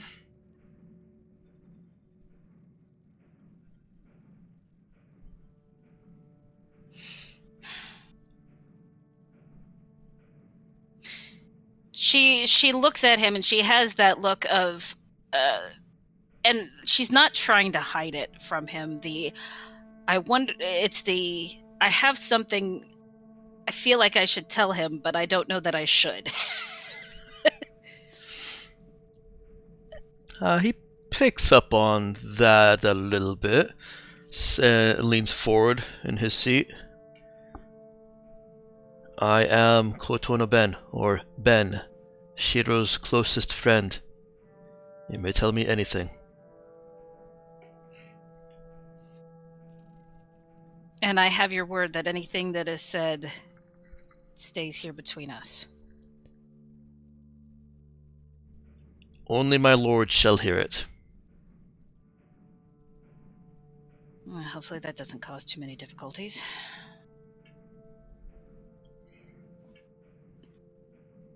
That could easily be the motto of this entire campaign. Yes, it is. I always think of the dean from Community. I hope this doesn't awaken something in me. Yeah, but he's usually saying that about wearing women's clothes. Yeah, that one was about the fursuit, remember? Oh, well, okay. He's usually saying that about various sexual fetishes. Yes.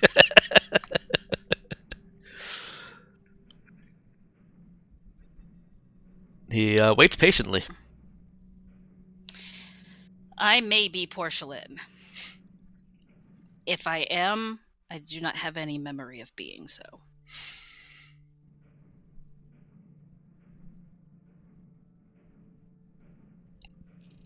Have you taken a blow to the head? We're not entirely sure what happened. We? Most of my crew. Shiro was not on your crew when this happened, was it? He is not in the list of those who were in the stasis pods. So this is the first time I personally have heard of him.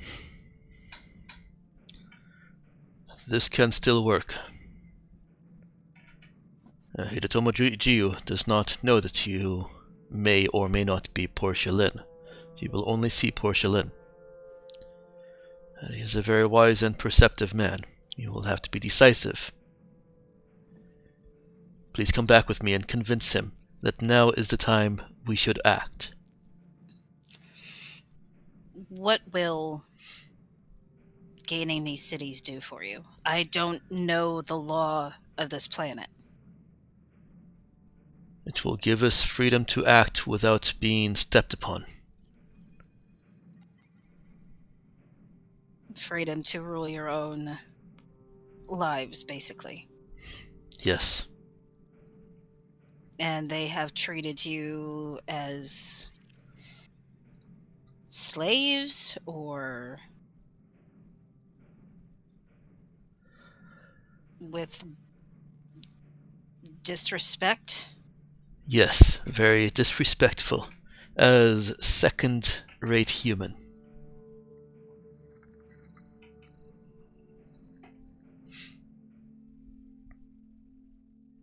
And I would assume that it's too difficult to establish your own cities here.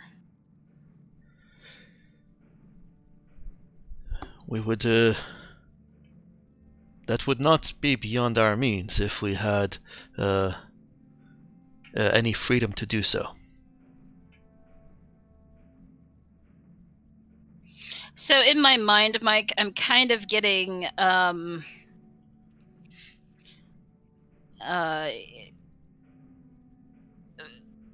not concentration camp is not the word I want. Like the refugee camps from World War II. Well, not refugee. POW? No, not POW. What the American government did with all of the Asian people? Internment camps. Yes, internment camps. Yeah.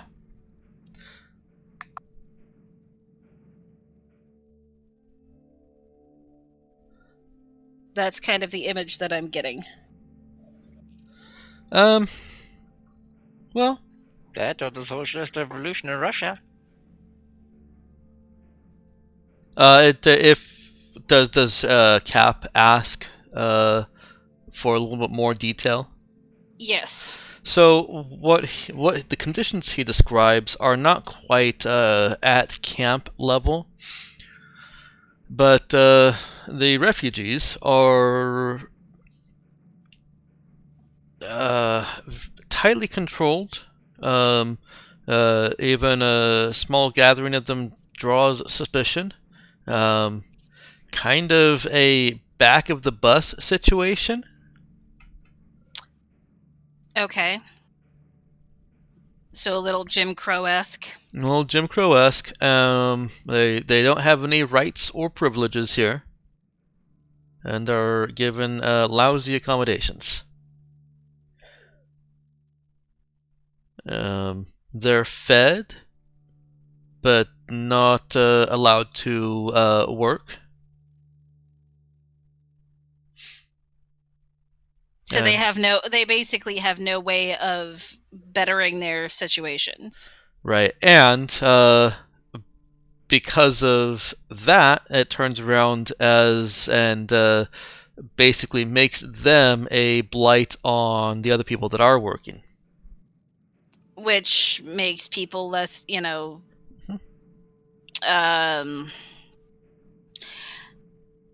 it's one thing to it's less than charitably. Yeah, very less than charitably. They are looked down as subhuman. Very much the way that slave owners would, justify their owning of black slaves because they're not good. They're not as good of a human as them, or how people just kind of ignore or complain about homeless problem because, well, they're them. Obviously, they're responsible for their own situation. Screw them. I don't even think that much thought goes into it. Just there's someone to be avoided. Please don't talk to me. No, I don't have any change for you. Mm-hmm.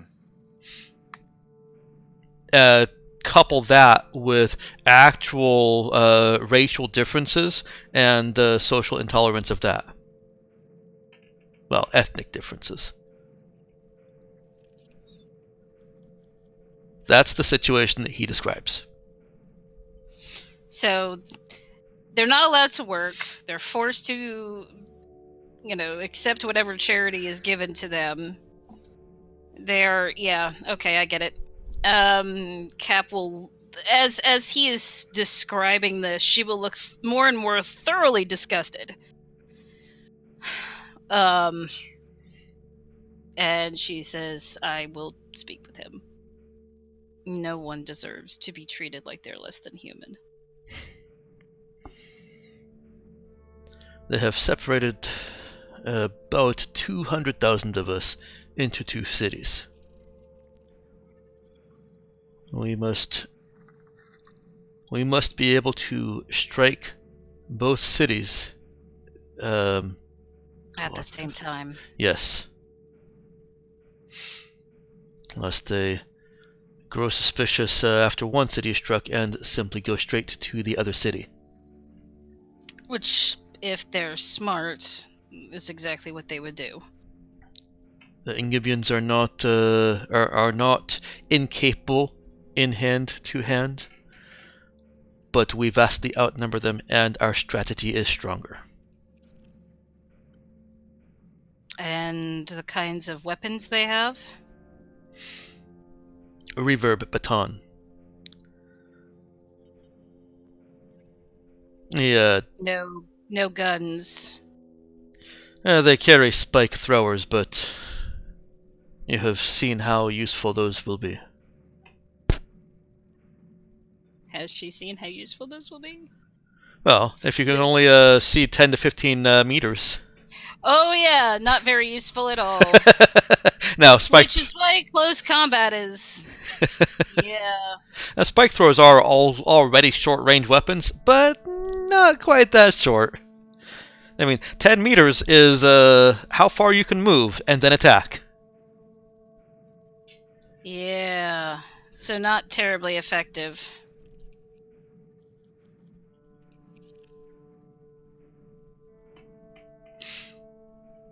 Alright, so yeah, she'll be like... I can imagine they wouldn't be good against large numbers. Especially if you are skilled as I frankly imagine you to be. You do not remember this, but it is our very culture.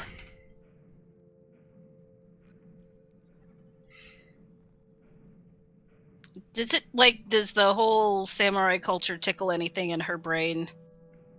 Not really. Okay. Yes, I've heard of cultures like that before. Yeah, I mean, she may have seen some news feeds or some entertainment if she ever watches entertainment. Sometimes. I'm sitting here thinking, does Cap ever, go into the indulge? It would totally be like action films and that kind of thing. That would be her entertainment. Okay. Yeah, and with some of the old stuff that we found, I imagine that there are old samurai flicks. Oh yeah, definitely. As well as some new holovids that aren't filmed on location, but are attempting to portray Shinobu. We totally have a copy of Lone Wolf and Cub. I was thinking like the old Bruce Lee movies. Yeah. Too. There's Hong Kong action. There's the gritty samurai. Jackie Chan. Uh-huh. Oh, Seven Samurai better survive. Oh, it will. The ages. Colleen probably watches Rashomon all the time. See, look, reality can totally be what you say it is. And then, yeah, I think her secret guilty pleasure would be like Bollywood action films. Oh God, those are so awesome. Yes, they are. They are so over the top Oh. and ridiculous. That's why it would be her guilty pleasure. Plus, they're almost all musicals. Yeah, I'll have to remember the name of the one I didn't quite finish watching it, but it was on a list. Back to the game. Yeah. Yeah. So, Cap says to him, do you think I can be convincing enough? Is there anything that I should know?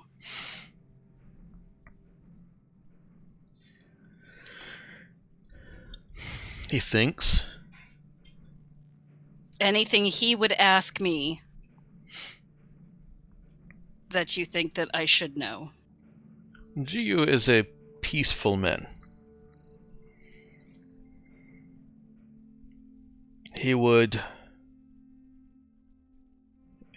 seek any, and has sought any option beyond that does not involve bloodshed. But sometimes bloodshed is required in order to get true peace. That argument has been presented to him. He is waiting, and the longer we wait, the less opportunity we have.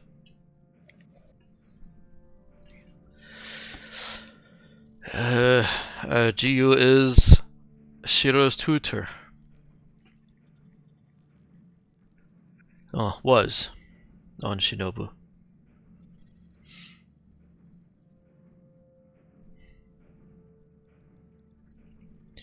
He will not be swayed by any Shiro would want type argument, because he already knows what Shiro wants.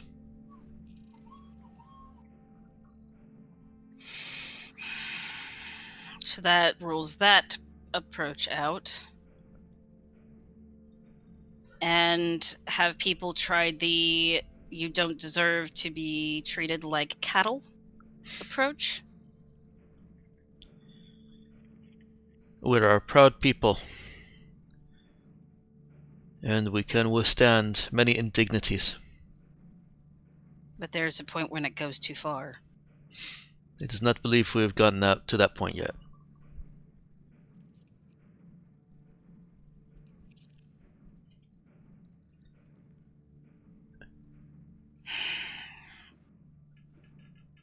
Your people are not allowed to work, are not allowed to provide for yourselves, are not allowed to keep your pride.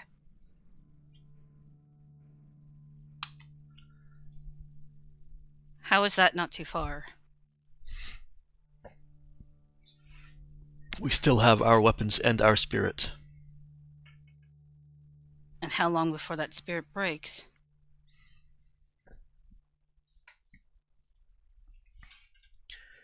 And neither of us can say.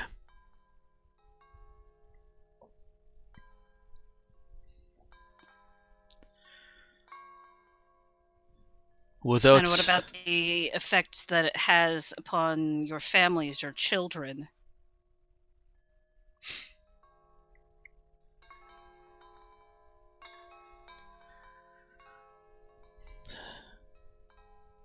Perhaps hearing it from you will open his ears. I will do what I can. Thank you, Cap. I suppose I better get used to being called Portia for a little while. It is very strange to not call you Portia Lynn.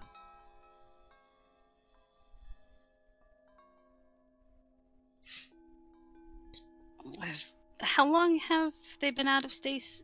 It's been almost a year, right? Nick?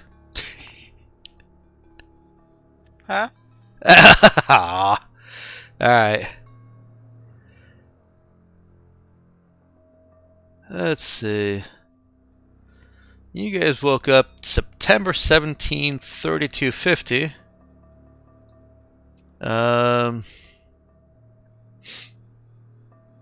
It's been almost half a year. Alright. And she'll say it's been about 6 months since I've been called anything other than Cap.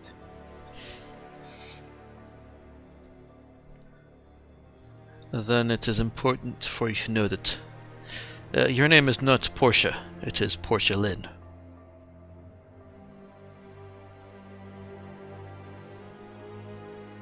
And that's... I always thought the Lynn was like a surname. You did not ever tell us. If it was anything else. Okay. Your crew called you Portia Lynn. You introduce yourself as Portia Lynn. She nods. I appreciate you believing me.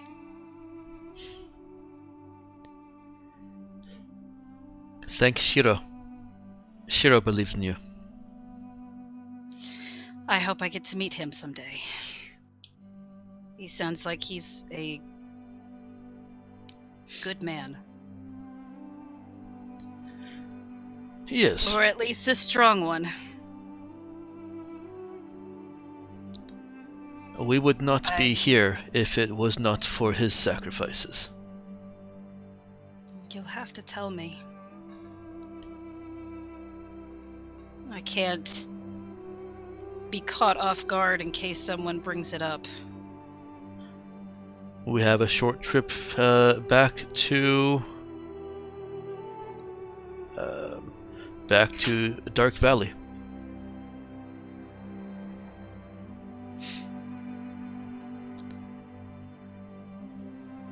You will have to leave your shuttle here. I was afraid of that. Should I leave my crew here?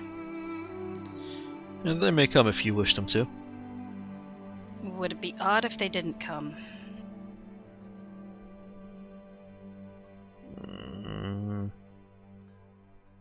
He shrugs.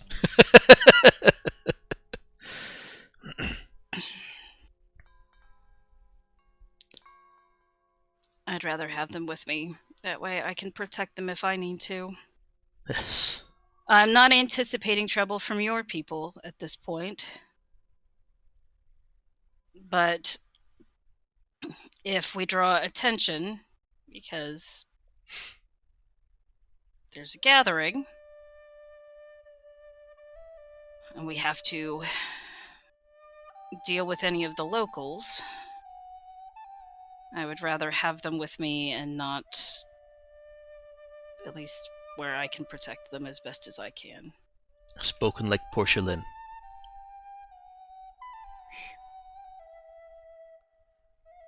Well, it's good to know she protected her crew too.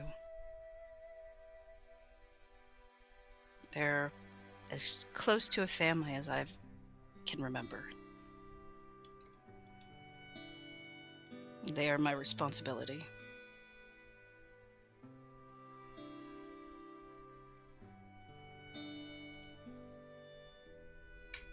She heads out of the shuttle with him. Alright.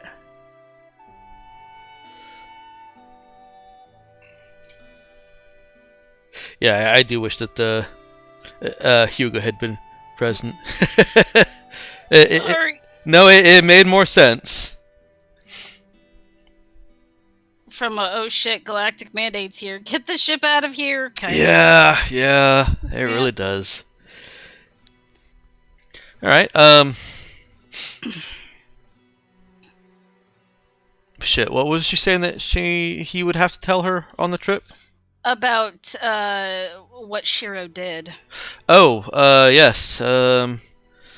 Well, he fills her in that Shiro is accused of killing his father, the Emperor, which Ben here and everyone here on Ingibio, no, he did not. Everyone here on Ingibio, being his closest confidants, advisors, and their families, would have been executed for that treason if Shiro hadn't negotiated their exile instead. And this is where they were able to be accepted. So about By people who really don't want them. Well, by people who apparently owed Shiro at least something. So at high levels of whatever government they have here, there was agreement, but of course that didn't trickle down to the individual city-states. Local governments. Mm-hmm. Idiots.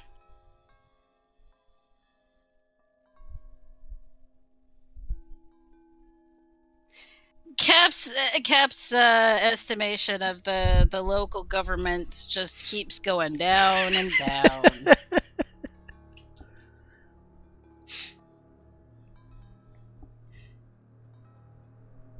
God, porcelain social justice warrior. Right? Well, no, not social justice. No, definitely not a social justice warrior. Human rights warrior. Human rights activist warrior. Yeah. I mean, the good catch-all is revolutionary. Yep. Yeah, that's another man's terrorist, so Or what is it, freedom fighter? Freedom Again. fighter. Yeah, just a nice way of saying terrorists. Well, as far as the British were concerned, the Americans were terrorists. We just happened to be killing people in our own country. Well, It we wasn't wanted it our to be own country. Yes, we wanted it to be our country. We were terrorists. Genocidal terrorists. We suck. Yeah, and then we brought in the asshole bully to make England leave us alone by getting the French involved. That was before they turned into surrender monkeys. Sorry. Surrender monkeys. the defense Sorry. of misconception. Alright, let's Yeah. hold anyway. off on the history lesson. Yep. Because I don't like history. History is dumb. And that's why we keep repeating some of it. No, we keep repeating some of it because people make selfish and bad decisions. I'm not selfish or bad. Yeah, I'm gonna keep my mic muted. Good call. Anyway. I don't think it needed to be commented. Anyway, alright, so and Cap actually has growing respect for Shiro because it takes some cojones to take responsibility for something that, you didn't do. Yeah, and that actually was, I didn't say it explicitly, but that actually was part of how he was able to negotiate this, is he agreed to take the full responsibility and was going to be executed. Ben knows that he escaped and is conflicted about that because he should have done his duty and died, but is also very happy because Shiro, in his estimation, should be the new emperor. Well, that's because by rights he is. As long as he didn't kill his father, yes. And in, some legal arguments, perhaps even if he did kill his father. Well, if his father was a tyrant... If it comes up, then no, Ben is actually very reverent of the late emperor. So just why would someone kill him other than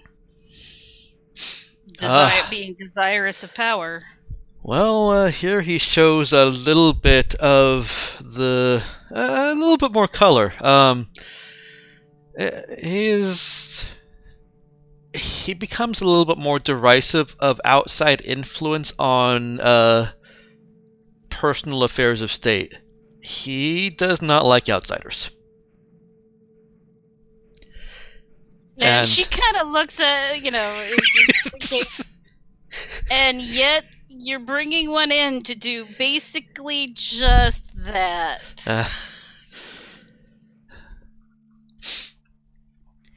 She won't say anything. She'll just kind of raise an eyebrow at him a little bit, and okay, he ignores that. Yeah. He has a rant going and expresses his ongoing and not just his Shinobu's ongoing difficulty with outsider influences from the planet's from the inception of Shinobu as a unified government. So, just for example, the I wanted to call them guilds. That's not right. Corporations. Oh yes. The corporations' galactic mandates. Basically, everyone wanting to get their fingers into the pie. Yes. And tell you how to run your government.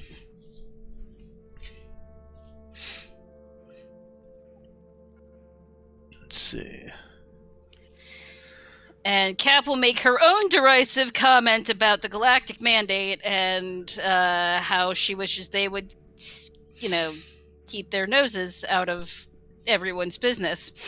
Yeah, he's even in this short time, and this is getting a little bit into longer than you really have time for, but he's still it's pretty much ingrained in he's this is just a natural rant to him about how the Shogun conglomerate was initially it initially included outside members as well as a Terran mandate all the way back when the Terran mandate was a thing. Barely 2 years after landing on the planet Shinobu, and how it was disbanded and the United Imperial Shogunate drawing its early government from the loyalists among component corporations. The Shogun conglomerate was a corporation that landed on a planet. It just had certain elements that were less looking at it as a home and more looking at it as a resource, and they stripped out those elements and turned it into a home planet under essentially new rule, the UIS. And I'm sure that there are still those who would have loved to see things go back to the way they were before. There are still outsiders who come onto the planet with political machinations. And the assassination of... Uh-oh. A different document up. The assassination of Emperor Tajima Hideyoshi. Wow. I should never speak again. You're fine. The assassination of Tajima Hideyoshi, he believes, is one of those machinations. It's just a violent political move. And one that, at least to some degree, worked. Who's in charge now?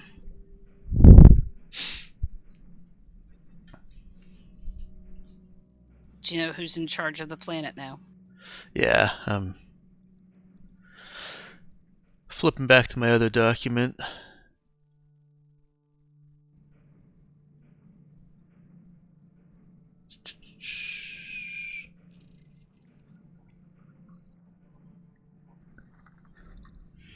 One moment.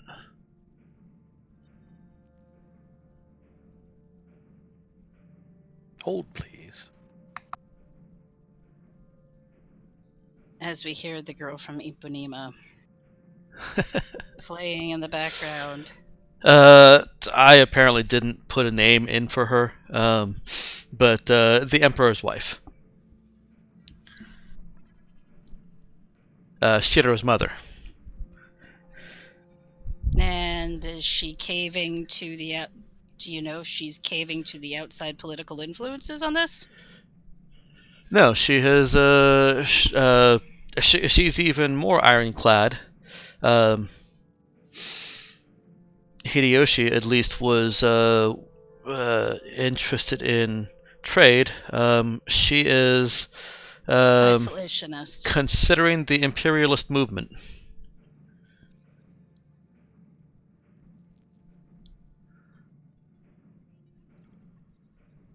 So would she have killed him? The Would she whispered be- opinion is that if she gains full consent and power of the people, she will take Shinobu's fleet, as well as conscripting the League of Autonomous Worlds, into conquering neighboring systems and expanding the influence of the UIS. So the answer is yes. She would do it for her own political gain. If she couldn't sway her husband, then better to remove him. It's a possibility. And he may be trying to protect his mother.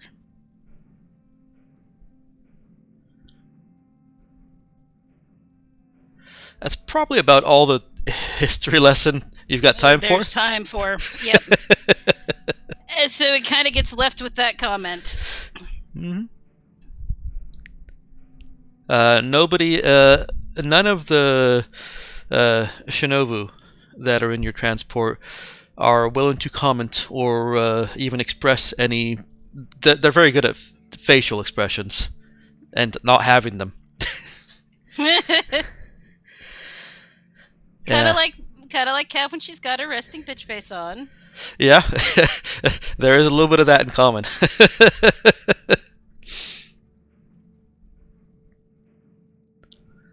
They aren't necessarily pleasant faces.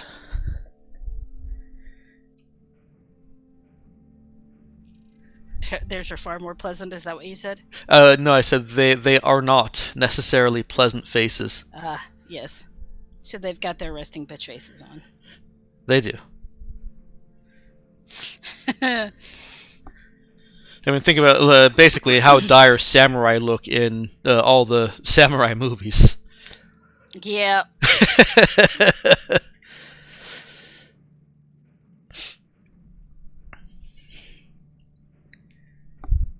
Shinobu is a romanticized Japanese Asian fusion culture. In one of your worlds, never. Hey, like I said, this is drawn directly Perish the from the show. thought. This I know. I recall. I have an excuse. Not that I needed one. I was gonna say you really didn't need one.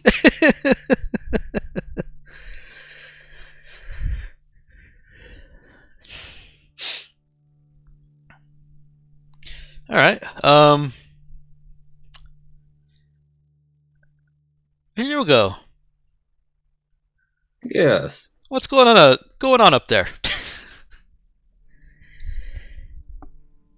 Hugo, having got a little bit bored after waiting at the piloting part for a bit at the cockpit, he's gonna head over to the communications set, Okay. and he's going to try and see what he can ascertain through if there's any signals coming from the planet, whether that be just communication-wise. Okay. If Cap got the coordinates for the city, from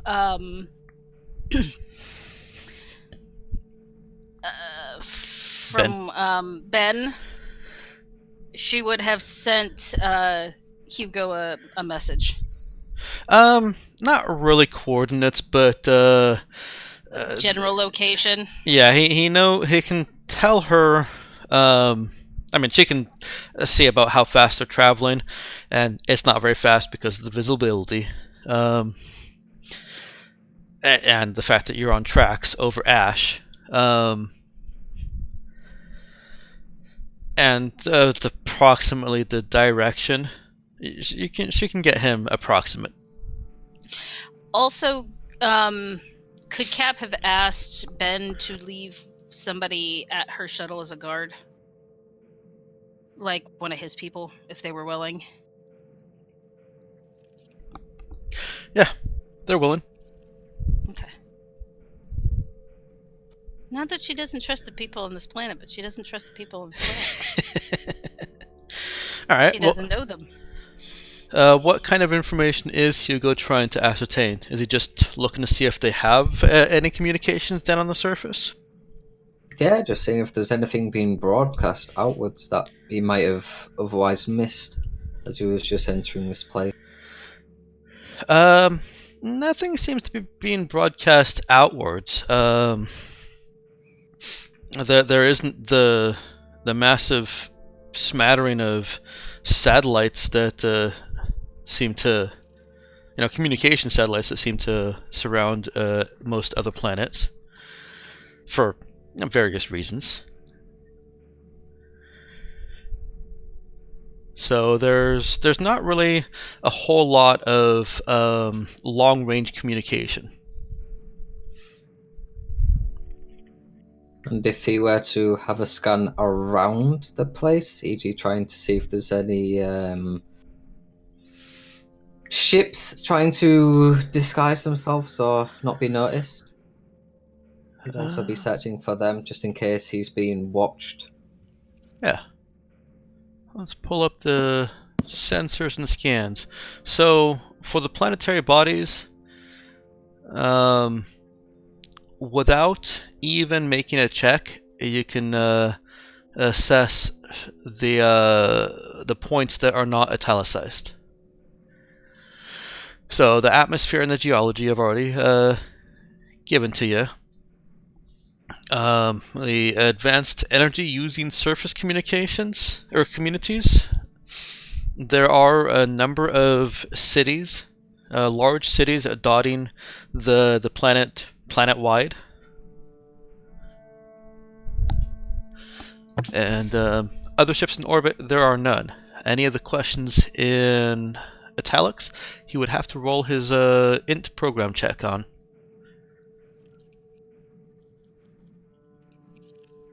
You try and find out if there's any allergens in the atmosphere. Yeah, fuck it, why not? Okay. See if there's any information he can try and help send down to 7. He's not done this much. He has not done this much. Now, if he leaves it at a 7, then he is effectively cut off from attempting to interpret anything else from the scans. And he also gets no information on the allergens. That's fine. Does he not want to use the expert reroll? No. Okay. He's unable to parse through the data that's coming back. May have he probably already has a certain level of respect for the job of the communications person. And just how much data they have to glean and pick through to get results. Because the ship just kind of, the sensors and ships just kind of feed everything. With basic efforts at pulling out information that is always useful and that it can, but the comms officer has to kind of figure out the rest, and Hugo just is not able to pick out pollen from bees. Mm-hmm.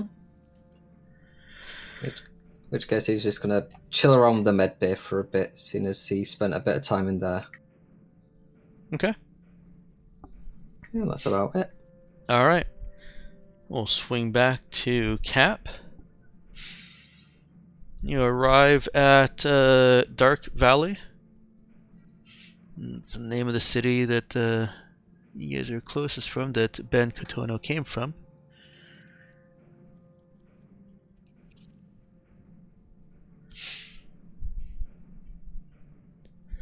And your covered tracked wagon,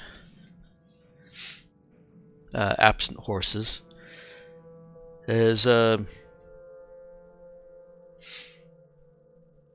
it's stopped just as a halt. What are you doing?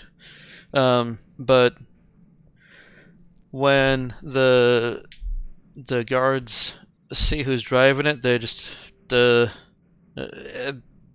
derisively, it's just them, is essentially the reaction, and they're let through. Well, they're let pass. Sorry. There aren't any walls to the city. You spent about an hour, well, about 30 minutes getting to the farms, and then about an hour to get past the farms. And now you're in the city. About another 10 minutes later, you arrive at essentially a warehouse that got only 2/3 of a roof.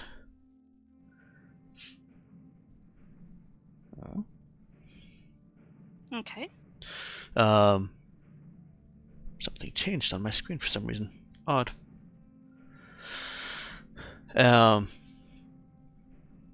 And about 4 to 5 dozen other shinobu inside the space.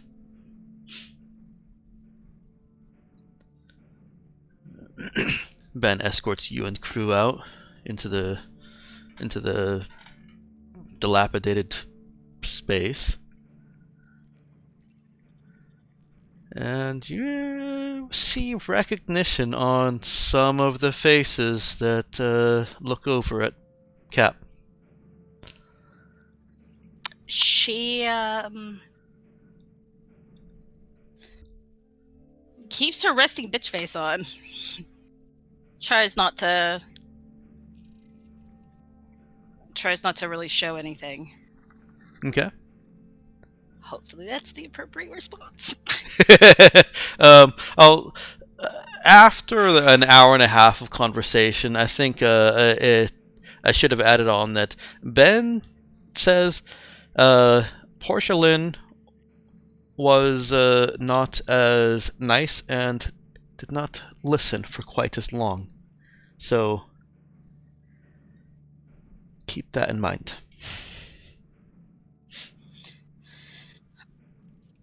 She will nod to that.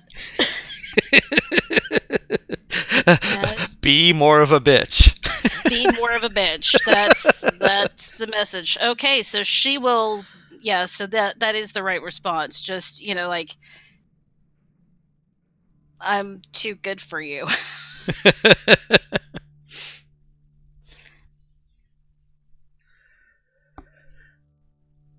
You're led to an older shinobu man. I guess right there it would be better as shinobu. I still can't figure that out.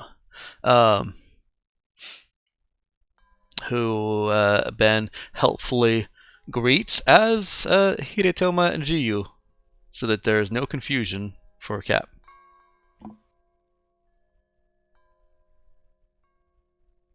After they've greeted, the older man bows also at Cap. Portia Lynn. She'll nod her. Nod her head. Yep. It has been some time. What do... Sorry, he does not interrupt you. No, go ahead. Okay. To what do we owe the honor of this visit? I was in the area refueling my ship, and Ben contacted me. He wished me to speak with you. Yes, I suppose he wants you to convince me to take on his foolish plan of action. She'll kind of look at the people around her with that kind of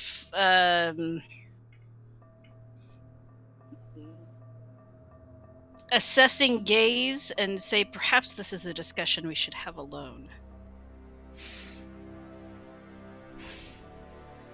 Very well. The people around they're dirty. I mean, that kind of goes without saying in a atmosphere that is constantly raining ash, but they're not even in a building that has any kind of ventilation. Well, it has a lot of ventilation, I should say. It has no filters. Yes. Most of them are wearing Atmo filters.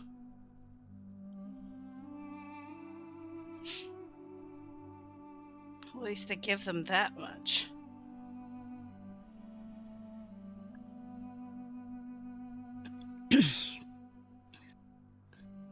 So does he dismiss?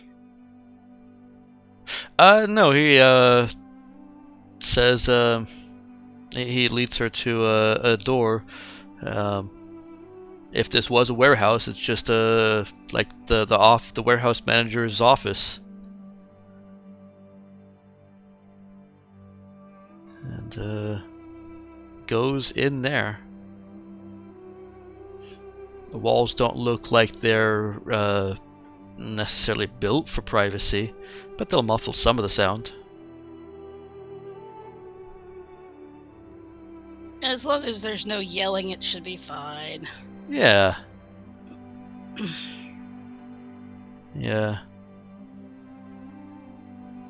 Sits on the dusty floor. Once inside, and the door is closed. She will take a seat also. Okay. Assuming he invites her to sit. He does.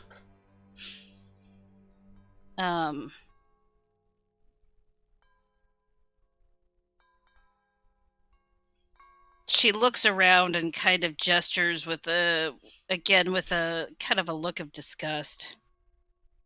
And says, "How can you allow your people to live this way?" Before you judge us, know that attacking the people of a planet that has taken us in is an act of aggressive weakness.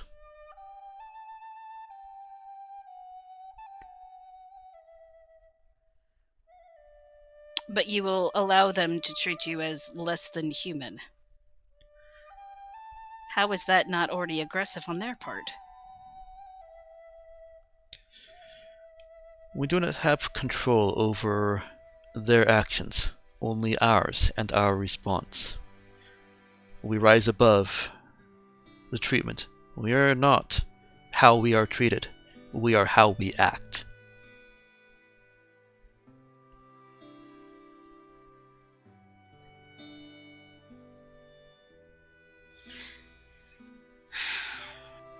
Oh, how to...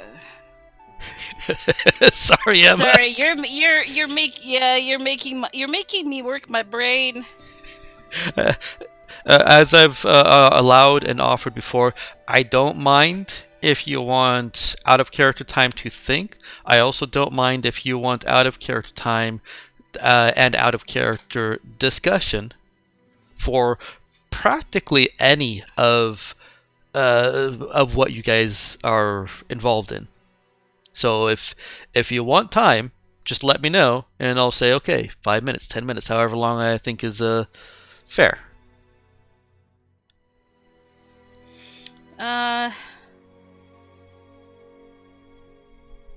No, I just need a minute to.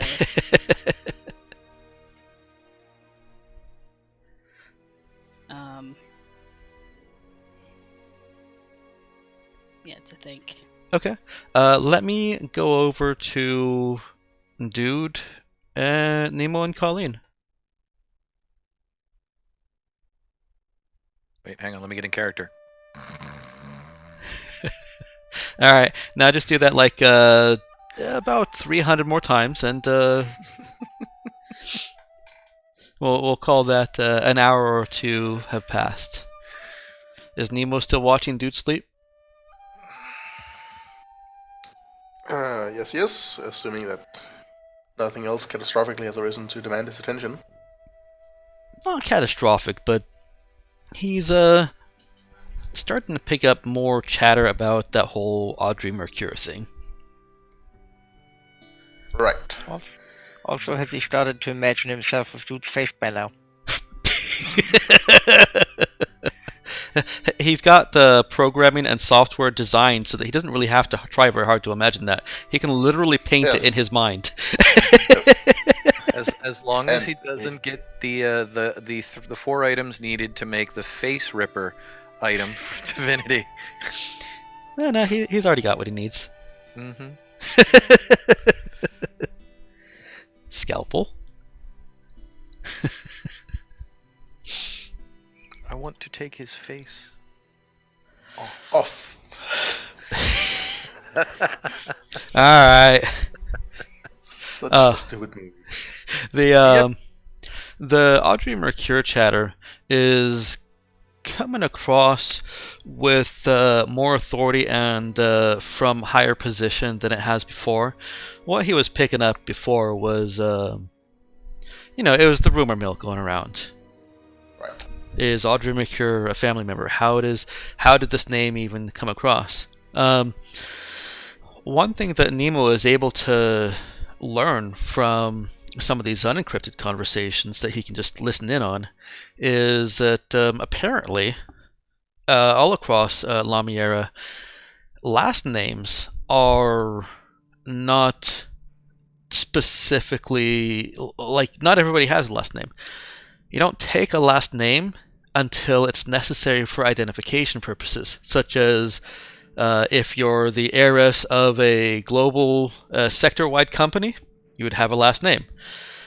Of course, people that come in have whatever name they got, but people that live here can choose their last name, as I said, when it's necessary for identification. You get called in, taken into the station by the police.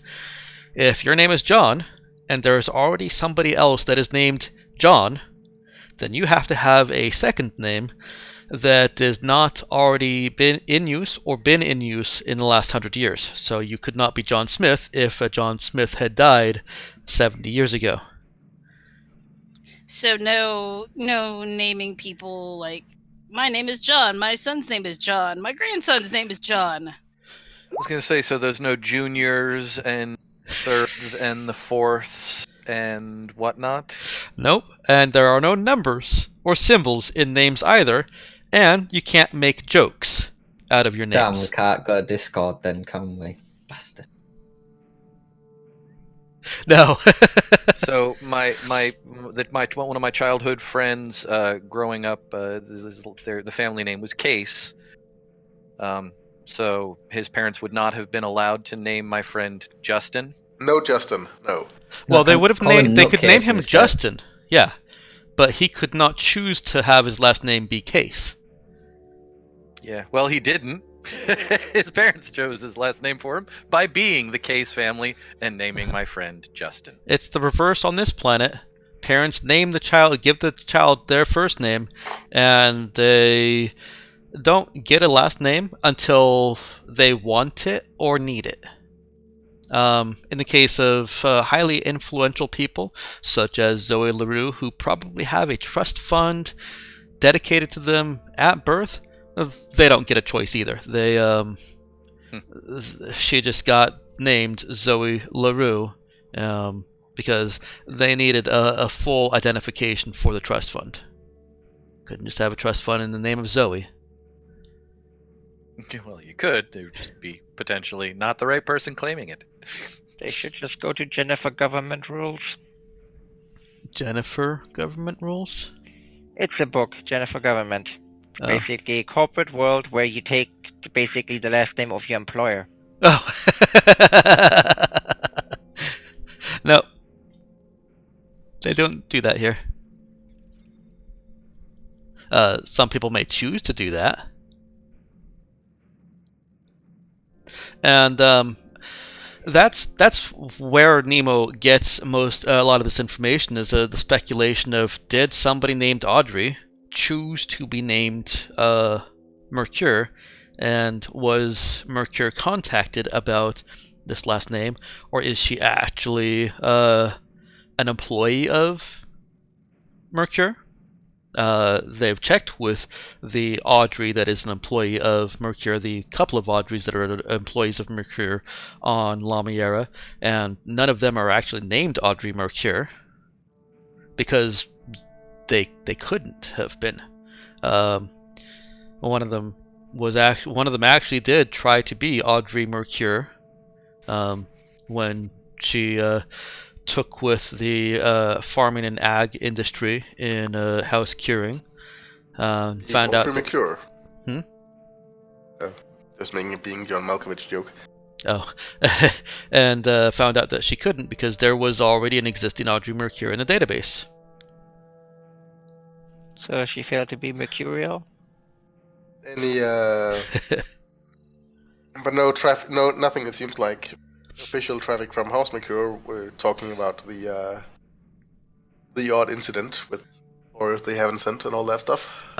Just a quick clarification: there is no actual city House Mercure here, and there's no. Yes, I know.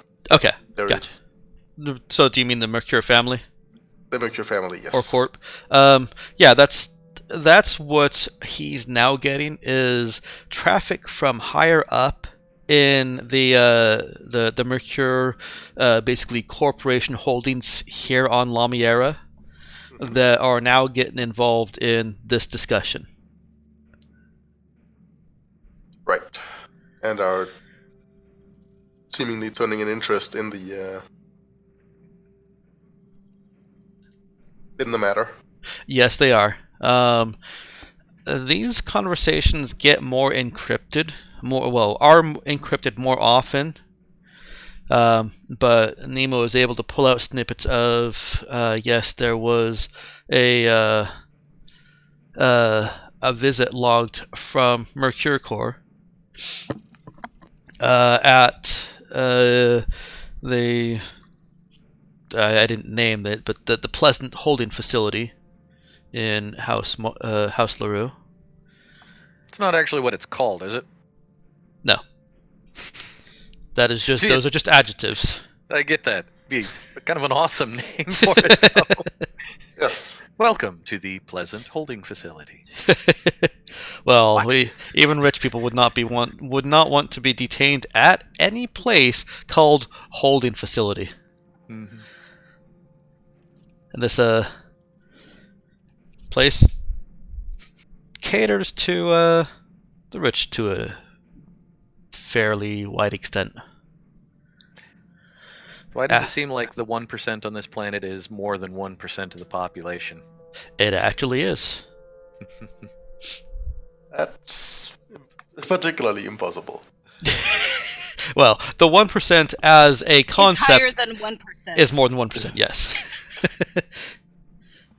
The exceedingly rich, or the very wealthy, more than 1%.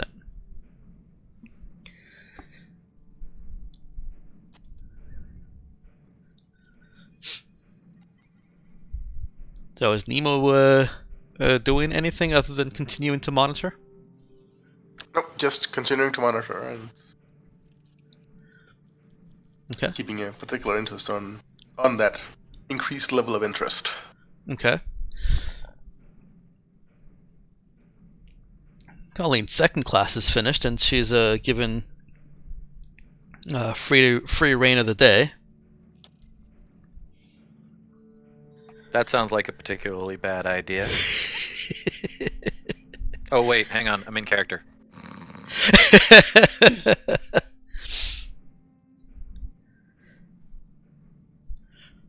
She is required to return to the hostel before she is set free, but nobody gives her any further class instructions,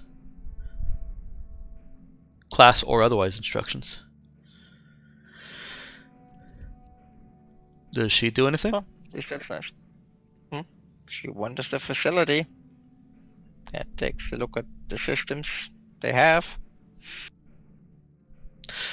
She is smart. Reconnaissance. She is smarter than the assistants that they have. Is that what you said? Assistants or systems? Systems. Basically, Oh. what kind of electronics are they running? Do they have surveillance? Do they have a computer network set up? How does it run? Well, they do have a computer network set up. She's seen them using it at the desk. She's not seen so much in the way of surveillance, at least not internally. There are cameras in the common room, but not in any of the hallways or any inappropriate areas.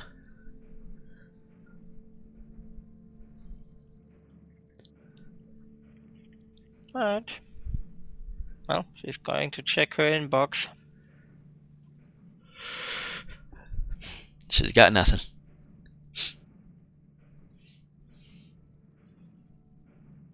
Raza vexing.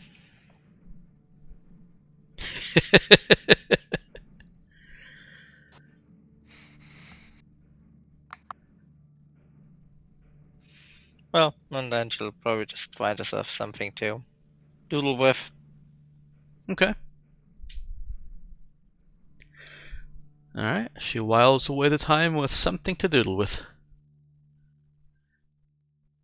I'll head on back over to Ingibyo and the city of Dark Valley in an ashen warehouse in the warehouse manager's old office.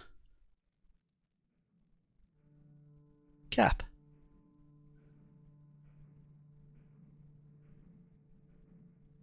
Did I lose Cap? Oh. No, but you lost Emma for a second.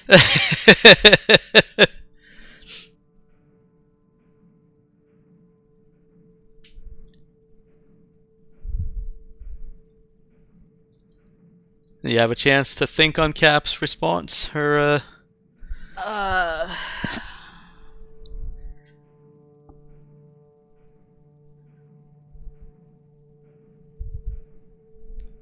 Yes, and then it just went away. I hate my life right now.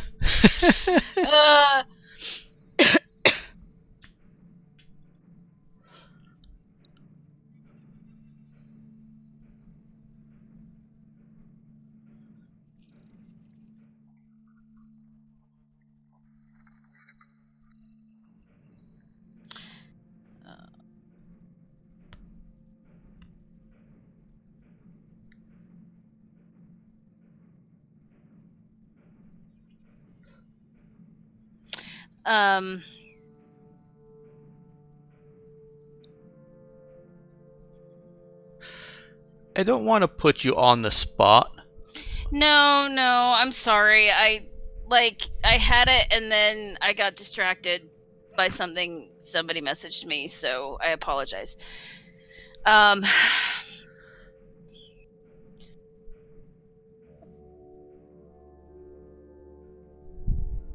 Cap will kind of cross her arms and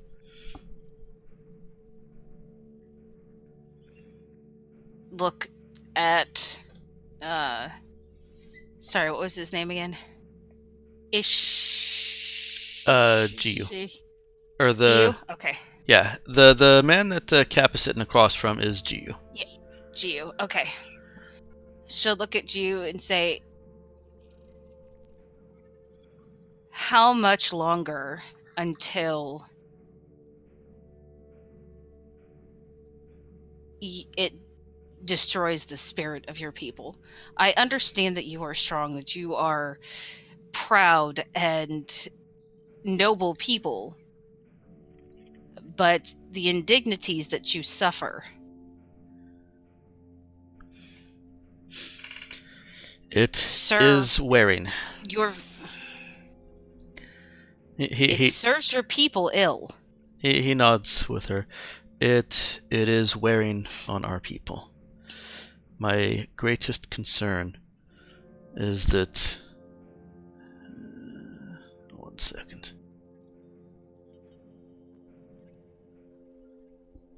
Oh.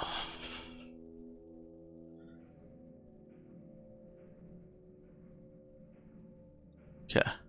My greatest concern is that it is not what Tajima Hideyoshi would have wanted.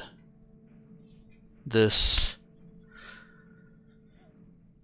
kind of a violent assertion of self is exactly as his wife would do. And I do not want the message sent to Shiro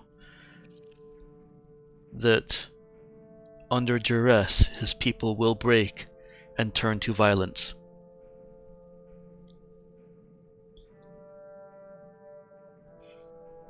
He is still young and impressionable. And the young and impressionable can be very stupid. But sometimes they can see things in a different light than their elders do. Is there any way for you to negotiate with the local government for better conditions? Because the way that I see your people,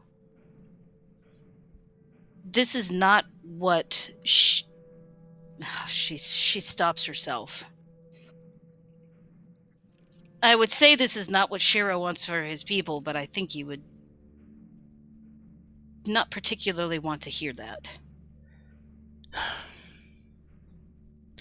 Is this what you want for your people? It is not what either of us want for our people. In truth, it would break Shiro's heart to see his people like this. Especially after his sacrifice?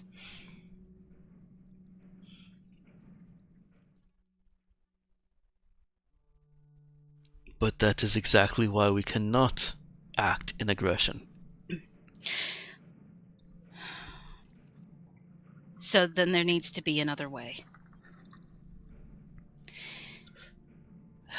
She holds up her hand and says, if aggression is not the answer, then there has to be another. I will defer and be coy. Aggression by the shinobu is not the answer. She kind of quirks a little smile at that, but a threat from the Raza. Would that serve them any better? The Raza is very feared. It could have negative consequences to be associated so closely, but it may be the lesser of evils.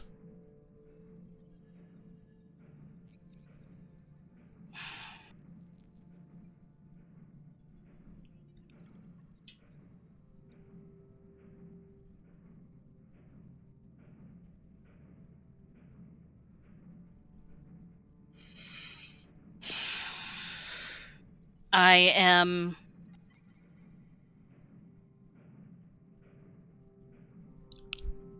willing to be of assistance. If it is the mere threat of the Raza to get this the planetary government to fall into line.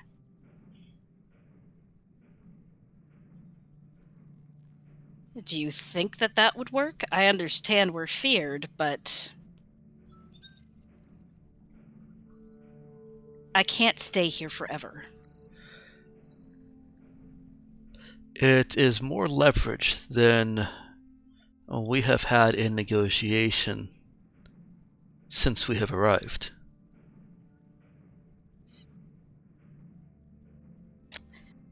Thinking about the atmosphere of this planet and the fact that when I brought my shuttle down, you know how far the visibility goes. How much of a threat is it? I would have to get awfully close to their cities. Do they did I didn't see any kind of, this is out of character, any kind of like orbital defenses, surface to air defense. It's really not needed, is it? It really isn't needed. Cap, she'll recognize this. There were defenses, but they were the kind of defenses that are designed to defend against orbital bombardment, against somebody throwing a nuke or sitting in orbit and shooting pew pew pew down. She didn't see any kind of actual like kill that starship guns. Okay. So chances are there really aren't any kill that starship. Kill that starship gun systems on this planet. Not that she saw. The things that she saw would do a little bit more than fuck all to the Raza's armor, or the Mistral's armor. To your ship's armor. Yeah. She might come away with whichever ship that is. Whichever ship that is. She might come away with a few points of damage, and that's it. And that's it. If our pilot weren't good enough to, right. Dodge said defenses. And since those defenses aren't designed for attacking starships, it would be even easier than normal.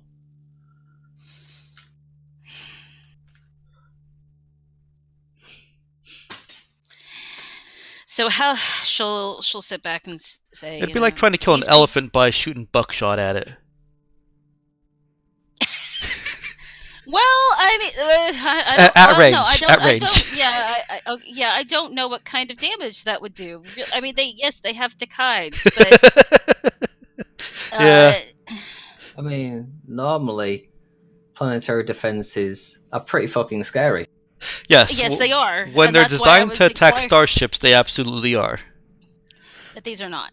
But if they're just designed to protect the planet from somebody firing a nuke, the defense against that is just to disable the nuke with all the quantum stuff, and let the actual missile or warhead that's carrying it kind of land harmlessly. Unless it lands on a house, then you got some property destruction. But that's better than the city getting nuked. Yes.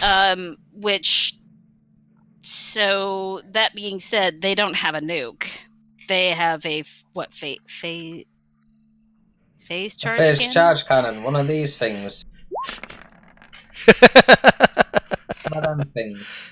Hey, look right there. Phase charge cannon always deals at least 5. Damage 5.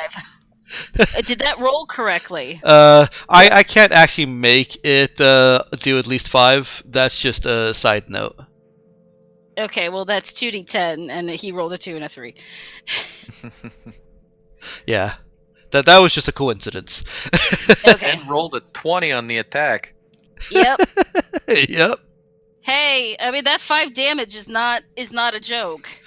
Nope. You hit, you take damage. She'll kind of lean forward a little bit and look at him and say,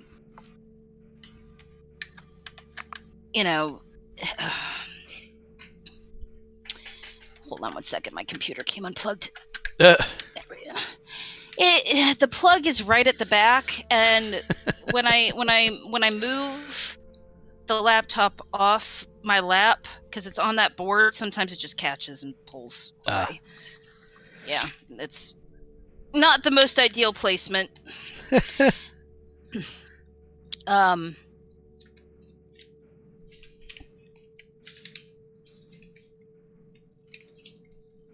I want your people to have a better life. They don't deserve this. This disgusts me. Which may seem out of character, but she's like, she said, Shiro negotiated for you to be here. And if something didn't get down to the local governments from the people that he negotiated with, or if they're choosing to ignore whatever higher government they have, which is also potentially the case. He actually raises 2 fingers to interrupt. One, just to present the detail that Ben didn't bring up, is each of the cities is actually independent. It is they are city-states. So there's no overarching planetary government. There's a council that makes recommendations and distributes some additional funding for various things, but no, there's no overarching control. Wait, Mike based his planet's government off the Warring States period? No. That is completely coincidental. For this planet, that is. Gotcha. And the fact that somewhere in your brain is the millions of hours played in. Honestly, I was actually thinking Italy when I set this up. Yeah, yeah. It is a set of governments. Yeah, it's a thing we've done as many cultures. Yeah. Well, anyway. I shouldn't say Italy. I should say more Roman. Yeah, the Greek city-states is where I kind of went, I think. But anyways, yes. Yes. Anyway, so basically,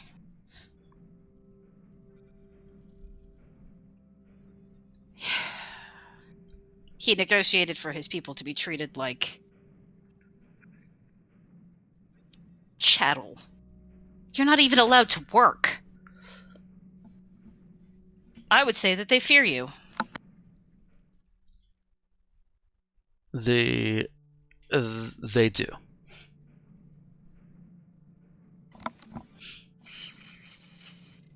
They fear us, they dislike us, and they despise us. And you don't have enough resources to establish your own home here. This planet is very hostile to everyone. Yes, to everyone, and specifically to any kind of frontiering efforts. The space that we have between the burning forests is necessary to farm and feed the large populations. The farms, the plants do not, despite the fertile soil, do not grow as well as they did on Shinobu. Probably because of the sun, or lack of sunlight. She just kind of looks at it. Has anyone tried to put out the fires? Yes, I have gathered as much. And that the fires were an unexpected result of attempting to bring more human, workable plant life to the planet centuries ago. I'm surprised it hasn't all burned out if it's been centuries. You would need to speak with one of the Ingabin scholars. They don't give us too much detail. And you think they would give me any more? She kind of gives him a wry smile at that. No, I don't.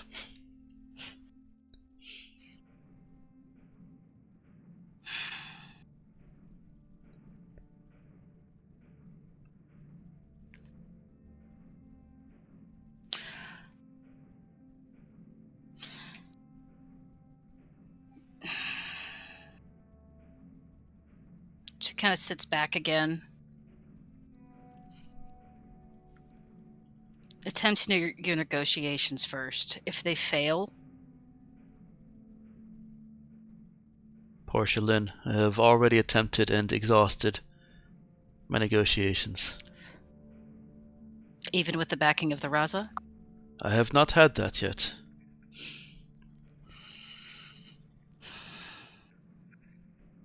But tell me, how will I open a channel of for negotiation with the backing of the Raza without the apparent backing of the Raza? It's in orbit.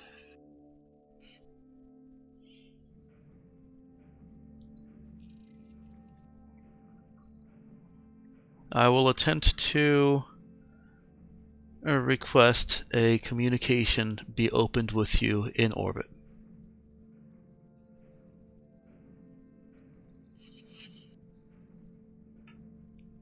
If this fails, you know what Ben will do. I do. I am trying to provide you with, hopefully, what you need to avoid a bloody conflict. It is personally disgraceful asking for an outside hand to act with bloodshed or with the threat of bloodshed. But I will accept that disgrace, that dishonor for these people, for Shiro.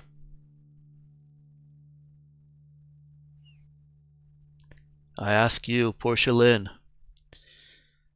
will you bloody your hand for the Shinobu people, for the Shinobu exiled people? If push comes to shove, or if they are not willing to bargain even with your presence.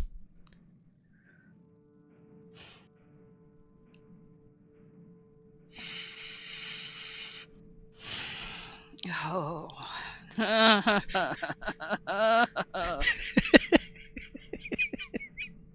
And cliffhanger.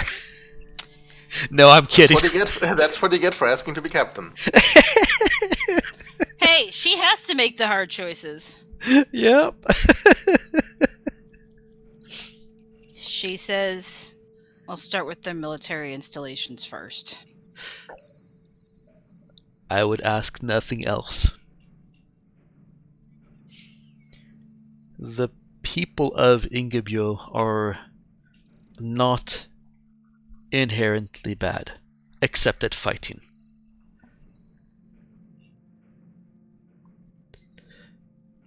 They are simply trapped on their own miserable planet. One wonders why they don't choose to leave.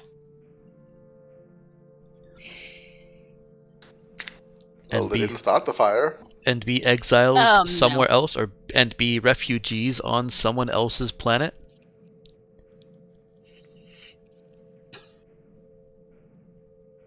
I would say that there are probably plenty other planets that would take them, but for some reason I just doubt that. Oh, there are other ways. No other reaction? Hundreds of millions is what we know of their population.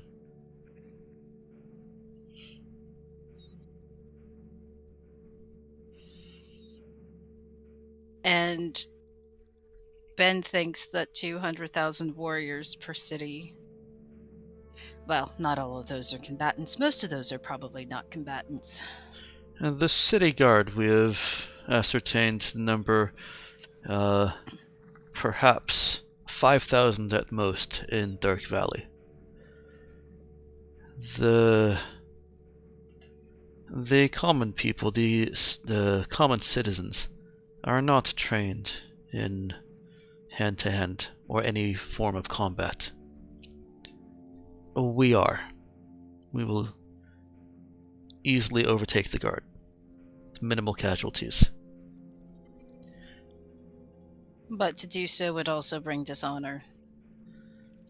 It would set a very poor precedent and influence. I believe it would be an unfortunate influence on Shiro. He is looking everywhere for guidance on how to handle the situation at home.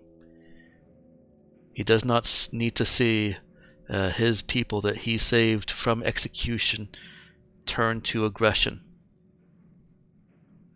Just like his mother is. That is not confirmed. Sorry, as his mother may be.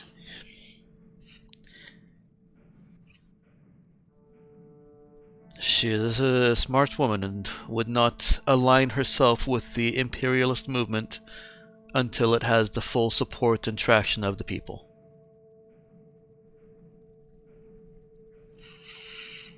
Which I'm sure they're working on.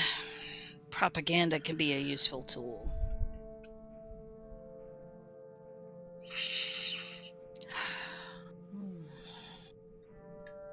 I've seen that on places like SOS. And I have already seen agents that we have identified as in the employ of shells of Union. Here? On Shinobu. She nods. I'm not their biggest fan. Oh, we have heard.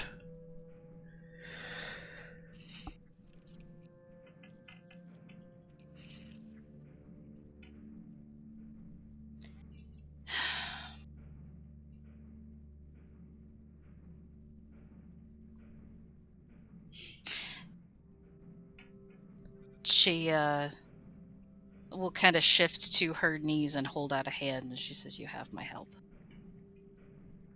He does the same, shakes her hand, and then stands and bows to her. Viva la revolution! I'm just excited because these things tend to be so bloody. Well, hopefully this will be a relatively bloodless conflict. And it will just Whenever be like... the downtrodden have overthrown their oppressors. What's hilarious is that "Viva la Raza" was a revolutionary phrase. So yeah. Oh yeah, right. Well, we'll Different kind of really? Raza, but yes. Mm-hmm. Yes, it's Mexican. Yeah. Ha! I didn't know that either, but it could very well have been an inspiration for the name of the ship in the show. I'm reasonably certain it was, yeah.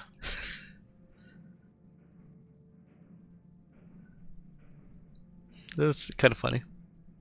Yes. Viva la Raza. It's actually really... In Spanish, it's obvious. It's of course race. Yes.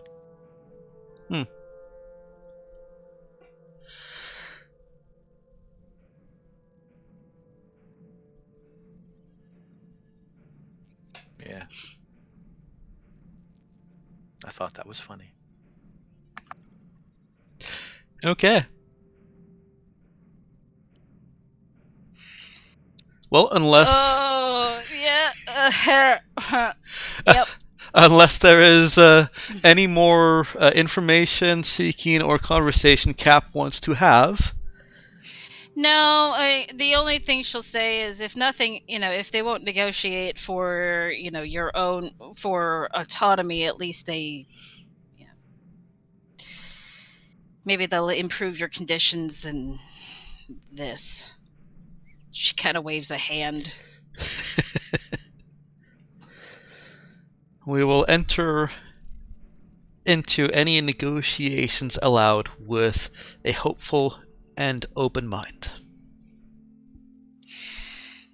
Do you want me to break the news to Ben, or do you?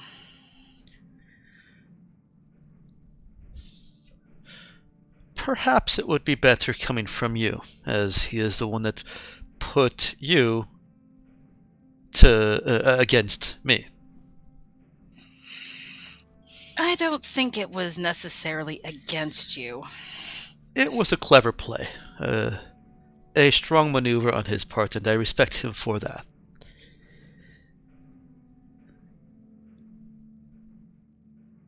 Well, let's try for the more It peaceful also option first. It also That's okay. created options that I had not previously considered or even thought I had.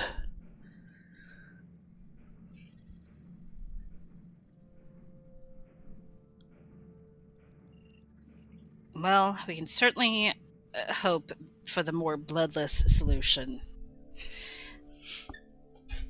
Which I understand may sound odd coming from me. But sometimes bloodshed is not the best answer. Sometimes it is a necessary evil. Shiro placed a lot of trust in you, so despite the violent news, I speak to you with fresh eyes.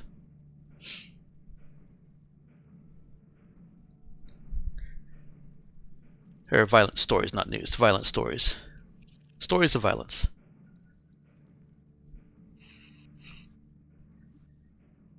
As I said, sometimes violence is a necessary evil. And she said, no, she's not going to say that. Never mind. I was going to say not all of those stories might be true. She's not going to say that. It's okay. He relieves her of the need for that by saying, "Someday, Miss Portia Lynn." Shit, I forgot what I was going to say. Sorry.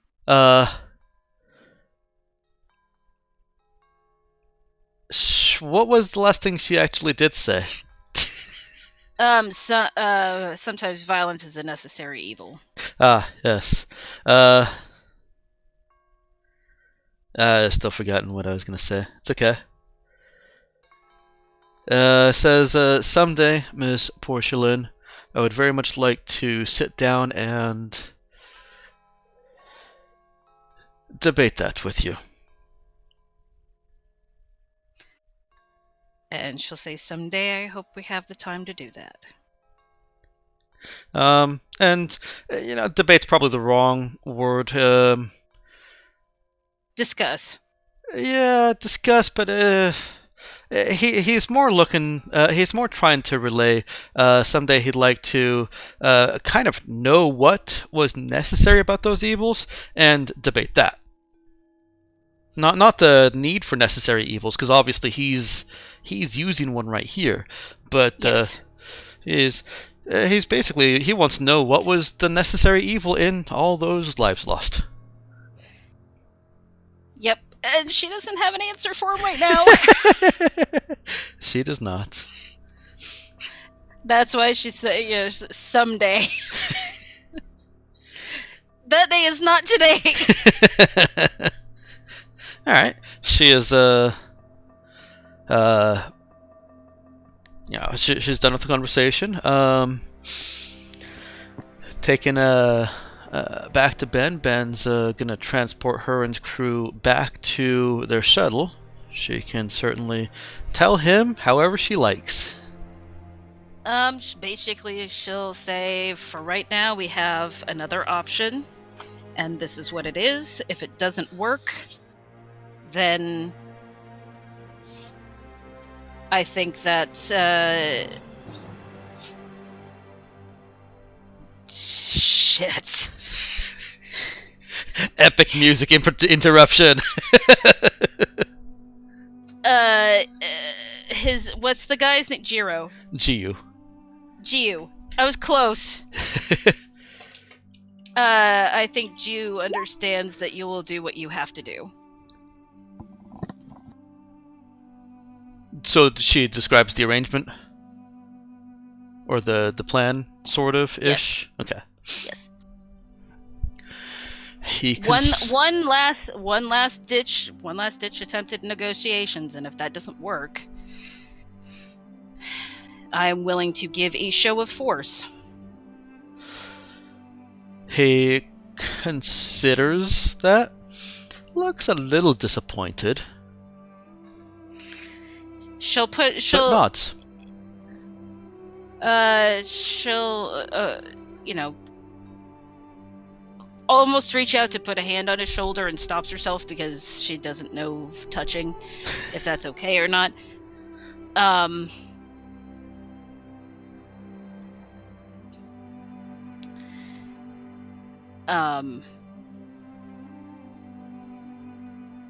And says,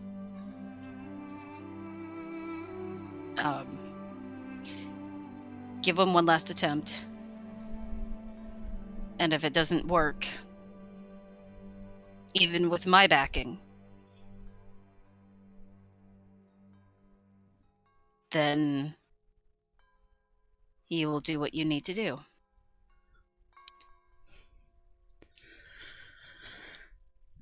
He nods. Says, it is a good ally that Shiro has made, even if she does not know it.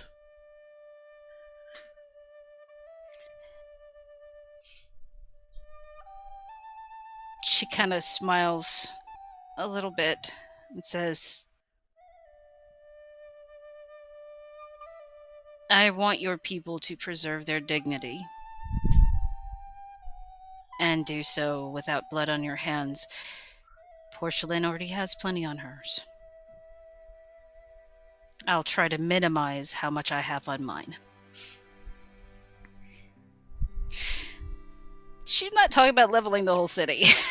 Because that would be pointless. That would be absolutely pointless. It would. Yeah.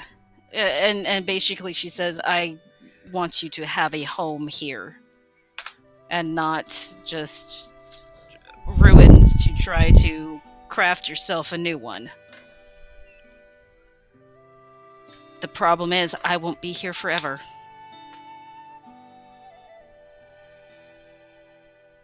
I can't stay here forever. But if they know that I will come around and check on them, and the way that they're treating your people, maybe that will make a difference. Yeah. Takes a kind of that kind of pensive philosophical face when you're spouting a fortune cookie. Was I spouting a fortune cookie? No, he's taken that face, and he's taken that. Yeah, and he says, "It is not dishonorable to defend what you already have."